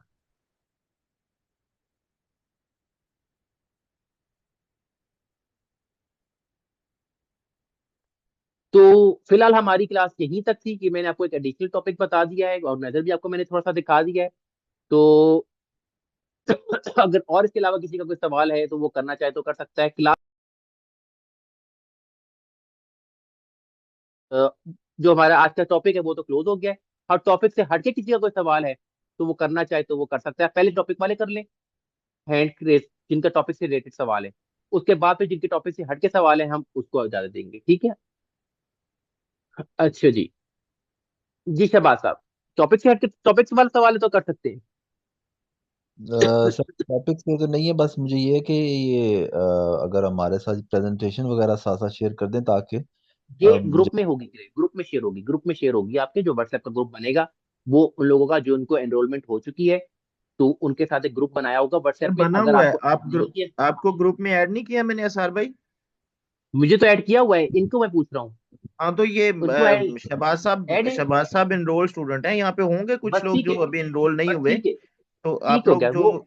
हाँ, मैंने स्टार्ट में भी यही कहा था कि वो मैं स्लाइड्स ऐड कर दूंगा, कल की भी और आज की भी इंशाल्लाह शेयर कर दूंगा, ये जी जी क्लास के सर, बाद ही शेयर करूंगा। ठीक है, ठीक ठीक ठीक ठीक सर। मुइन अब्बासी साहब। अस्सलाम वालेकुम सर। वालेकुम सलाम। जी सर, मेरा क्वेश्चन था 1099 फॉर्म से रिलेटेड। तो जी जी उसमें डिस्कस किया था कि जो अमेजोन वगैरह से हम 1099 के फॉर्म लेते हैं, तो उसका मेन क्वेश्चन ये लाइक वो कोई टाइम पीरियड होता है, ड्यूरेशन वगैरह, लाइक जिस तरह अगर मुझे ईबे का खुद एक्सपीरियंस है, तो वो लाइक हमें 4 to 5 मंथ हुए थे विद ईबे रजिस्ट्रेशन ना, तो हमने उनसे 1099 के फॉर्म लाइक थी हमारी कि हमें इशू कर दे। तो देवर सेइंग एट दैट टाइम कि हम लोग पूरा साल जब तक नहीं होता तो तब तक ऐसे ही है, 1099 के फॉर्म वो आपको 31 देते दिसंबर के नहीं हैं। बाद ही देंगे, 31 दिसंबर के बाद देंगे आपको, 31 दिसंबर से पहले नहीं देंगे, चाहे आपने उनके असल में साथ अक्टूबर में या नवंबर में क्यों ना एनरोल किया हो। ओके, नहीं असल में मैं ये कुछ इस वजह से कह रहा हूँ कि हमारी जो रजिस्ट्रेशन थी वो लाइक थी जुलाई के अंदर, ठीक है, और like at the end of the 31 दिसंबर के बाद आपकी आवाज कट रही है भाई, आवाज नहीं आ रही आपकी, आवाज कट कट के आ रही है, आवाज में कोई इशू, नेट का आपका शायद इशू है।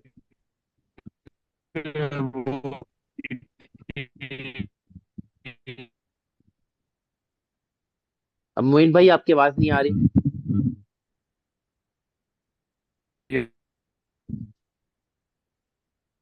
आपकी शायद नेट का इशू है, आपकी तरफ आवाज ना बहुत डिस्टॉर्ट हो रही है। लाइक जनवरी में जाके आ रही है। जी जी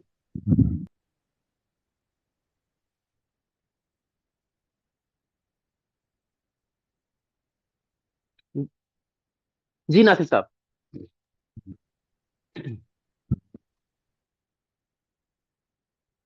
अस्सलाम नासिर साहब का सवाल है। वालेकुम। वालेकुम सलाम। जी जी जी जी सर, पूछना था कि जब एक कंपनी इनकॉर्पोरेट हो जाती है, लेट से 1 जनवरी से स्टार्ट हो गई, ठीक है, तो उसके हम्म, अकाउंट्स कब ड्यू होंगे?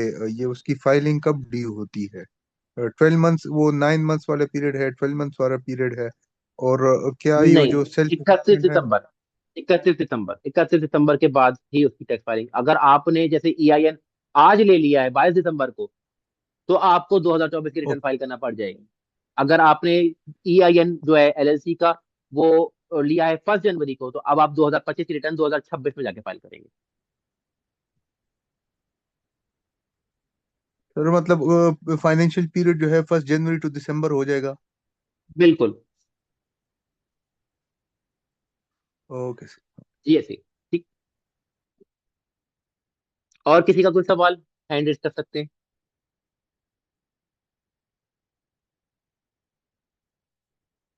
ये सर मेरा एक सवाल था मोहम्मद शहजाद से। जी जी सर मेरा सवाल ये है कि जैसे आप S1 की बात कर रहे थे और पार्टनरशिप की बात कर रहे थे, अगर मैं एग्जांपल दूं, थोड़ा सा समझना चाह रहा हूँ। जैसे इंस्टीट्यूट ऑफ कॉर्पोरेट टैक्सेशन है, लेट्स सपोज ये 8 लोगों का मिलकर बना हुआ, ये पार्टनरशिप की हुई है, तो ये हम्म कौन सा अमेंडमेंट लाएंगे आप कि जिसको एस क्रॉप बन जाएगा? ऐसे मुझे कोई एग्जांपल दे सकते हैं उसकी, अमेरिका में इस तरह की किसी कोरिलेट करके? देखिए, कि ये देखिए पहले वो तो आप बात कर रहे हैं ना कि एनुअल जनरल मीटिंग हुई हो और वहां पे इस तरह हुआ, आप उस तरह की बात कर रहे हैं। जी आप कह रहे हैं ना कि पहले पार्टनरशिप थी, उनकी पार्टनरशिप के फिर से वो, क्योंकि उनमें अगर 1 मिलियन आपको प्रॉफिट होता है, 4 पर्सन है आप 250 ले गए, आपने अपनी इनकम स्टेटमेंट में जाके अपना वो टैक्स पे कर दिया, अपनी इनकम शो कर दी। लेकिन अगर अब जब एस क्रॉप बन जाते हैं, फिर आपको उधर इंडिविजुअल में जाके नहीं पे करना पड़ता, फिर नहीं, आपको आप तभी भी इधर इंडिविजुअल, ही। तभी भी आप इंडिविजुअल पे ही कर रहे हैं, एस कॉर्प पे भी आप इंडिविजुअल पे ही कर रहे हैं। अच्छा, एस सी क्रॉप पे भी कॉर्प आप में आप, हाँ जी, 1120 एस जो एस कॉर्प है वो सिर्फ आपने सेल्फ एम्प्लॉयमेंट टैक्स बचाना है उस टाइम। पहले आपको राइट। 1055 में जो केवल मिल रहा था उसमें जो आपको अगर मिल रहा था, जो भी आपको अमाउंट आ रही थी, उस पर सेल्फ एम्प्लॉयमेंट टैक्स भी लग रहा था। अब एस कॉर्प बनाने का मकसद ये था कि आपको सेल्फ एम्प्लॉयमेंट टैक्स ना लगे, तो अब जो केवन निकलेगा उस पे जो केवन होगा उसमें जो सेल्फ एम्प्लॉयमेंट टैक्स का बॉक्स होगा वो खाली होगा और आपकी इनकम पे सेल्फ एम्प्लॉयमेंट टैक्स नहीं लग रहा होगा। राइट, बिल्कुल ठीक हो गया। अच्छा, दूसरा सवाल मेरा ये है कि जैसे हम हम्म पाकिस्तान में यहाँ पे जो टैक्स फाइल रिटर्न करते हैं, कुछ लोगों ने तो अपने लाइसेंस बनवाए होते हैं, वो सर्टिफाइड होते हैं, उनको जस्ट हम्म जो है ना क्लाइंट कुछ चीज़ अब जैसे अपनी इन्फॉर्मेशन थोड़ी सी देता है, वो उनके भी आप पे कर लेते हैं। हम्म लेकिन जो नॉन रजिस्टर्ड, उनको हम अपना लॉगिन पासवर्ड वगैरह देते हैं, ईमेल वगैरह देते हैं, जिससे वो जाके उसको वेरीफाई करते हैं। तो हम हम्म अमेरिका में इस चीज़ को कैसे करेंगे? अपने आप को रजिस्टर्ड करेंगे, या उनसे भी हम ये पिन पासवर्ड जैसे उनका जो सिस्टम है यूजर पासवर्ड हम्म लेके भी कर सकते हैं? नहीं, हर वहां पे ये मैंने को पहले भी बताया था, शायद आप नहीं थे। वहां पे सेंट्रलाइज सिस्टम नहीं है रिटर्न राइट। फाइल करने का। वहां पे मुख्तलिफ कंपनीज के सॉफ्टवेयर हैं जिनको आप पे करते हो, या तो आप रिटर्न बेसिस पे पे करते हो, या आप उनको जो है उस पे टैक्स प्रिपेरर फर्म को पे करते हो। जो फर्म्स होती है उन्होंने पैकेजेस लिए होते हैं, 2.5 लाख का 2.5 लाख का सॉफ्टवेयर लिया होता है, किसी ने 2 हजार का सॉफ्टवेयर लिया होता है, वो आप उनसे ले रहे होते हो। तो वो आप अच्छा, वहां पे आज वो कल, उस लेवल पे हो रहा होता है। तो जी, आपका कल आपने कहा था हर कि बंदे आपको, का। जी जी। जी, कल आपने कहा था कि आपने आईआरएस की वेबसाइट विजिट करनी है। जब आज मैंने उसको विजिट किया, उसमें एक जगह पे हम्म ऑप्शन आ रहा था कि आप हम्म, फ्री ऑफ कॉस्ट जो है ना किसी से असिस्टेंस भी ले सकते हैं, कोई आपका बिल्कुल असिस्टेंट बन बिल्कुल है। सकता है। तो बिल्कुल उसका है, क्या वहां पे मतलब था? प्रोग्राम होते हैं। वहां पे प्रोग्राम्स चलते हैं बेसिकली। ये अभी प्रोग्राम वहां पे शुरू हो गया होगा। वो वहां पे ये होता है कि आप जो है ना प्री जैसे होता है ना कि वो जो एक बच्चे मेरे जैसे निकल गए जो बच्चे बनते हैं क्लास स्कूल वगैरह में, एक ऑफिसर होती है ना कि जो हेल्प आउट करते हैं फ्री। जी जी। क्या नाम होता है उसका, वॉलंटियर वगैरह जो होते हैं, वॉलंटियर्स। ठीक है, वॉलंटियर, यस तो यस, उसी वॉलंटियर। सर जी जी। स्टूडेंट हाँ, तो असिस्टेंट वहां कहते पे हैं, भी स्टूडेंट जी असिस्टेंट। जी जी जी जी वहां पे ना वॉलंटियर प्रोग्राम होता है जिसमें आपको ये कोर्स वगैरह सारा बताया जाता है, सिखाया जाता है। और वहां पे वो वॉलंटियर्स होते हैं जो कि आपकी टैक्स रिटर्न फाइल कर रहे होते हैं। लेकिन वो वॉलंटियर्स असिस्ट जो है ना वो सुपरवाइज होते हैं वहां पे मुख्तलिफ जो है ना प्रोफेशनल के अंडर। वो आपकी रिटर्न वगैरह बनाते हैं, उनको पूरा सिखाया जाता है कि आपने कैसे डाटा कलेक्ट करना है, क्या क्या फॉर्म फिल करने हैं, किस किस तरह उससे डाटा लेना है, क्या क्या वेरिफिकेशन करनी है, किस तरह उसको डबल चेक करना है। तो वो सारा उनके साथ करते हैं। तो वो आपको वो उसकी वहां पे वो बात हो रही है। यस, बिल्कुल। वो हमने जब 1040 का फॉर्म ओपन किया, तो 1040 फॉर्म को फिल करने के लिए उन्होंने एक पीडीएफ की एक नोट्स बनाए हुए थे, कुछ पेजेस के ऊपर मुझे मिलते हैं। जी जी, मैं ऐसे ही उनको भी रीड आउट कर रहा ऐसे था। ही। अच्छा, मुझे एक और जी क्वेश्चन जी। था कि ये जो सोशल नंबर बनता है, सोशल कंट्रीब्यूशन, जो उनका एक एस नंबर एस है, एन एस एस ऐसे, एन वो सोशल क्या, सिक्योरिटी नंबर। ये सोशल सिक्योरिटी नंबर, ये कैसे अलॉट होता है, ये कैसे प्रिपेयर होता है, बनता है? जैसे आपका आईडी कार्ड बनता है। अच्छा, तो ये एट द टाइम ऑफ जब डिपेंडेंट जो हैं बच्चे, जहाँ उनके पैदा होते हैं, हम्म, उनके जैसे हम अभी अपने बच्चों को रजिस्टर्ड करवाते हैं और उनके बेफाम बन जाते हैं, हाँ सेम लाइक उनका बिल्कुल भी यही उनका भी प्रोसेस है? ऐसे ही है, सेम है। राइट, बिल्कुल। बिल्कुल। ठीक हो गया। Thank you, thank you. Welcome. जी सिकंदर साहब। सर मेरा क्वेश्चन ये था कि अगर फॉर एग्जांपल मेरी कंपनी है ना, और जिसमें मैं एक जॉब कर रहा हूँ, तो उसके जो ओनर है वो उन्होंने अपने आप को ऐसा एम्प्लॉय भी शो किया हुआ है, सही है। तो ठीक है। कंपनी की कंपनी की जो है कंपनी की फाइलिंग अलग होगी और उसकी इंडिविजुअल की जो है अलग होगी। तो उसके लिए फिर W2 फॉर्म इशू होगा फॉर एम्प्लॉयमेंट, और जो कंपनी है वो 1040 के अंडर फाइल करेगी। और दूसरा क्वेश्चन ये है कि अगर वो कहीं और एक बंदा जो है वो अपने सीपीए से वो कर रहा है, दूसरी सर्विसेज में वो किसी और टैक्स कंसल्टेंट से हेल्प ले रहा है, तो फिर उस सिचुएशन। सिकंदर आपकी आवाज भाई गायब हो गई थी। फैमिली से थोड़ा दूर होके बैठ के सर क्वेश्चन किया करें। आपका आवाज क्वेश्चन कम आ रहा है, जबकि पीछे फैमिली की आवाज ज्यादा आ रही है, पीछे बच्चे बैठे हुए हैं। आवाज भी गायब हो गई सिकंदर साहब की। नहीं, सिकंदर साहब का माइक वो म्यूट हो गया। सिकंदर अच्छा साहब के अच्छा। पीछे से बहुत ज्यादा शोर आ रहा था, क्वेश्चन तो समझ बिल्कुल नहीं आ ऐसे रहा। ही।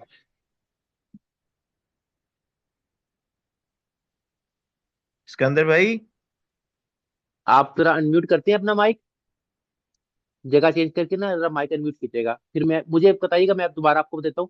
अच्छा जी, ये एचपी साहब ने सवाल किया है टेक्स्ट चैट में कि sir can you guide us about the taxation of an international students if we are onboarding someone for taxation services, how long will it take to prepare the tax for them? मुझे आपका सवाल नहीं समझ आया। ये दो सवाल अलग अलग है या एक ही उसी से ताल्लुक है उसका? अगर आप माइक पे आके कर लें तो ज्यादा बेहतर होगा। जी जी, एचपी। सर मेरा नाम अली हसन है। मेरी आवाज़ आपको सही आ रही है? जी जी, बिल्कुल क्लियर आ रही है। ठीक है सर, मेरा सवाल, ये दो अलग अलग सवाल है। मेरा सवाल ये था कि हम्म अगर इंटरनेशनल स्टूडेंट्स हैं वो भी टैक्सेशन अपनी टैक्स वगैरह करवाते हैं ईयरली, तो उनकी हम्म। इनकम तो एज सच होती नहीं है बिकॉज वो इंटरनेशनल स्टूडेंट्स हैं, सो वो F1 वीज़ा पर हैं। हाँ तो अर्निंग बिल्कुल। उनकी होती नहीं, तो उनकी टैक्सेशन का किस तरह से चलेगा, क्योंकि इनकम तो कुछ है नहीं। तो एक इस हम्म तरह पे इस चीज़ पे गाइड करते हैं। दूसरा, अगर हम लोग एक टैक्स को लाइक किसी भी क्लाइंट को ऑनबोर्ड कर रहे हैं, तो हमें टैक्स हम्म। प्रिपेयर करने में कितना टाइम लगेगा एक टैक्स प्रिपेयर टैक्स पे करने में? आपको 15 मिनट भी लग सकते हैं और 2 घंटे भी लग सकते हैं, डिपेंड करते हैं उसका डाटा किस तरह आया हुआ है। सही है। ओके, ठीक ठीक है, थैंक यू। ठीक है। बाकी अच्छा, इंटरनेशनल स्टूडेंट का भी बता दें आप। लेकिन जो इंटरनेशनल स्टूडेंट्स होते हैं ना, वो अगर टैक्स रिटर्न करवा रहे होते हैं, पहले तो ये देखा जाता है कि उनकी इनकम अर्निंग है कि नहीं है। अब मैंने क्योंकि अभी इसकी कोई ऐसी ऐसा रिटर्न इस तरह की नहीं है, तो अगर आपका कोई ऐसा क्लाइंट है तो आप मुझे उसकी प्रीवियस टैक्स रिटर्न शेयर करें, तो मैं आपको देख के बता दूंगा कि इसमें इसने कुछ तो कौन सी इनकम ली हुई है, कौन सी नहीं ली हुई है, किस किस तरह को रिटर्न कर रहे हैं। क्योंकि बेसिकली होता ही है कि उनको बेसिकली एसएसएन इश्यू किया गया होता है, जिसकी वजह से वो शायद वो उसकी नीड को पूरा करने के लिए वो रिटर्न कर रहे होते हैं। ठीक है सर, थैंक यू। मैं आपसे आपके साथ शेयर कर दूंगा मंगवा के। कोई मसला नहीं, कोई ठीक। Thank you. और किसी का सवाल, अगर हमारी सिकंदर साहब, अगर आप की आवाज मतलब शोर नहीं है तो बात कर सकते हैं, तो करना प्लीज, अपना क्वेश्चन कंप्लीट कर लें।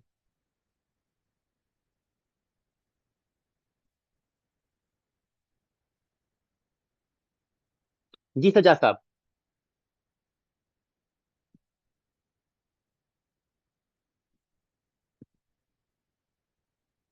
सज्जाद साहब, आपका हैंड रेज है।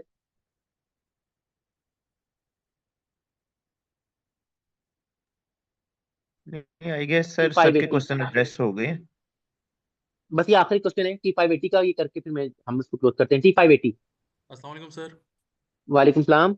सर मुझे काइंडली क्वेश्चन पूछना था ड्यू डेट ऑफ फाइलिंग की रिस्पेक्ट से, कि अगर हमने 15 अप्रैल हमारी ड्यू डेट ऑफ फाइलिंग है और हमने इसमें 6 मंथ्स की एक्सटेंशन अप्लाई कर दी है, लेकिन हम्म। आपने बताया था कि उस कंडीशन के अंदर भी हमें टैक्स की जो लायबिलिटी वो पे ऑफ करनी 15 अप्रैल को ही। हाँ तो जी। अब कैलकुलेट, अगर हमारा टैक्स रिटर्न मतलब टैक्स कैलकुलेशन नहीं हुई हुई, टैक्स रिटर्न फाइल नहीं हुई हम्म। हुई, इस वजह से तो हम उसको एडिशनल टाइम रिक्वायर कर रहे हैं, तो हम टैक्स लायबिलिटी कैसे पे ऑफ करेंगे 15? एस्टिमेटेड टैक्स का ये पूरा एक टॉपिक है, ये आपके साथ शेयर किया जाएगा। इसका सिंपल सा आपको शॉर्टकट बता देता हूँ कि आपने जो पिछला प्रीवियस टैक्स दिया होता है, फॉर एग्जाम्पल अगर $10,000 दिया हुआ है प्रीवियस टैक्स, तो आप उसको 110% से ग्रॉस करके उसको आप जमा कराएंगे। परफेक्ट और वो जो कंप्लीट। बेसिकली ये टैक्स होता है, हाँ, वो टैक्स जो होता है वो यूजुअली आपने 4 क्वार्टर्स में जमा कराना होता है। जिस तरह पाकिस्तान में आपने देखा होगा एडवांस टैक्स होता है हर 3 महीने के बाद, चौथे महीने आप एडवांस टैक्स जमा करा रहे होते हैं। वो उसी तरह वहां पे भी कंप्यूटेशन होती है, वो आपको ऑटोमेटिकली अपने एक एस्टिमेशन लेके आपको जमा कराना होता है। परफेक्ट, सोना सर, जज़ाकल्लाह। ठीक। चलिए जी, आज की क्लास हम यहाँ पे क्लोज करते हैं। अपना और एंड अपने गिरदनवा के लोगों का ख्याल रखिएगा। जी जी। जी जी, बस मैं सर यही कहना चाह रहा था कि ये 2 क्लासेस के लिंक थे जो डेमो ग्रुप में आ रहे थे। डेफिनेटली नेक्स्ट क्लास जो है वो प्रीमियम ग्रुप में बन चुका, लिंक उसका शेयर किया जाएगा, जिसके ऑलरेडी अबाउट 35-40 पार्टिसिपेंट्स हैं। जो लोग इंटरेस्टेड हैं वो अपने आप को एनरोल करवा लें before Saturday, so that you can carry on your journey. और best of luck to all of you. Thank you so much sir. और भाई एक चीज छोटी सी रिक्वेस्ट करनी थी। जी जी यार जी। मोहम्मद साहब।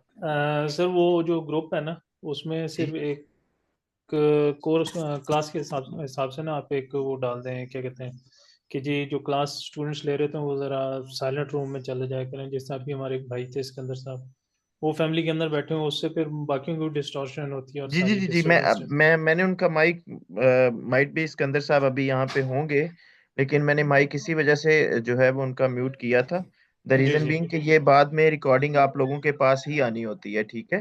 बिल्कुल तो डिस्टॉर्शन होती है तो वो फिर क्वालिटी नहीं रहती और बिल्कुल। मुनासिब भी नहीं लगता। पीछे फैमिली या बच्चे कोई बात कर रहे हैं तो वो एक अच्छा तासुर नहीं जाता। वो क्लास का That was one decorum of जो the है ना वो reasons. एक डिस्टर्ब होता एग्जैक्टली जी है। जी। एग्जैक्टली। मैं इस हवाले से सर मैं देख लूंगा, do not worry at all. और बाकी इंशाल्लाह अगले वीक मिलते हैं सैटरडे को इंशाल्लाह। इंशाल्लाह चलें सर। थैंक यू जी, okay. Thank you. Stay blessed all of you. अल्लाह हाफिज, अल्लाह हाफिज। अल्लाह अल्लाह हाफिज।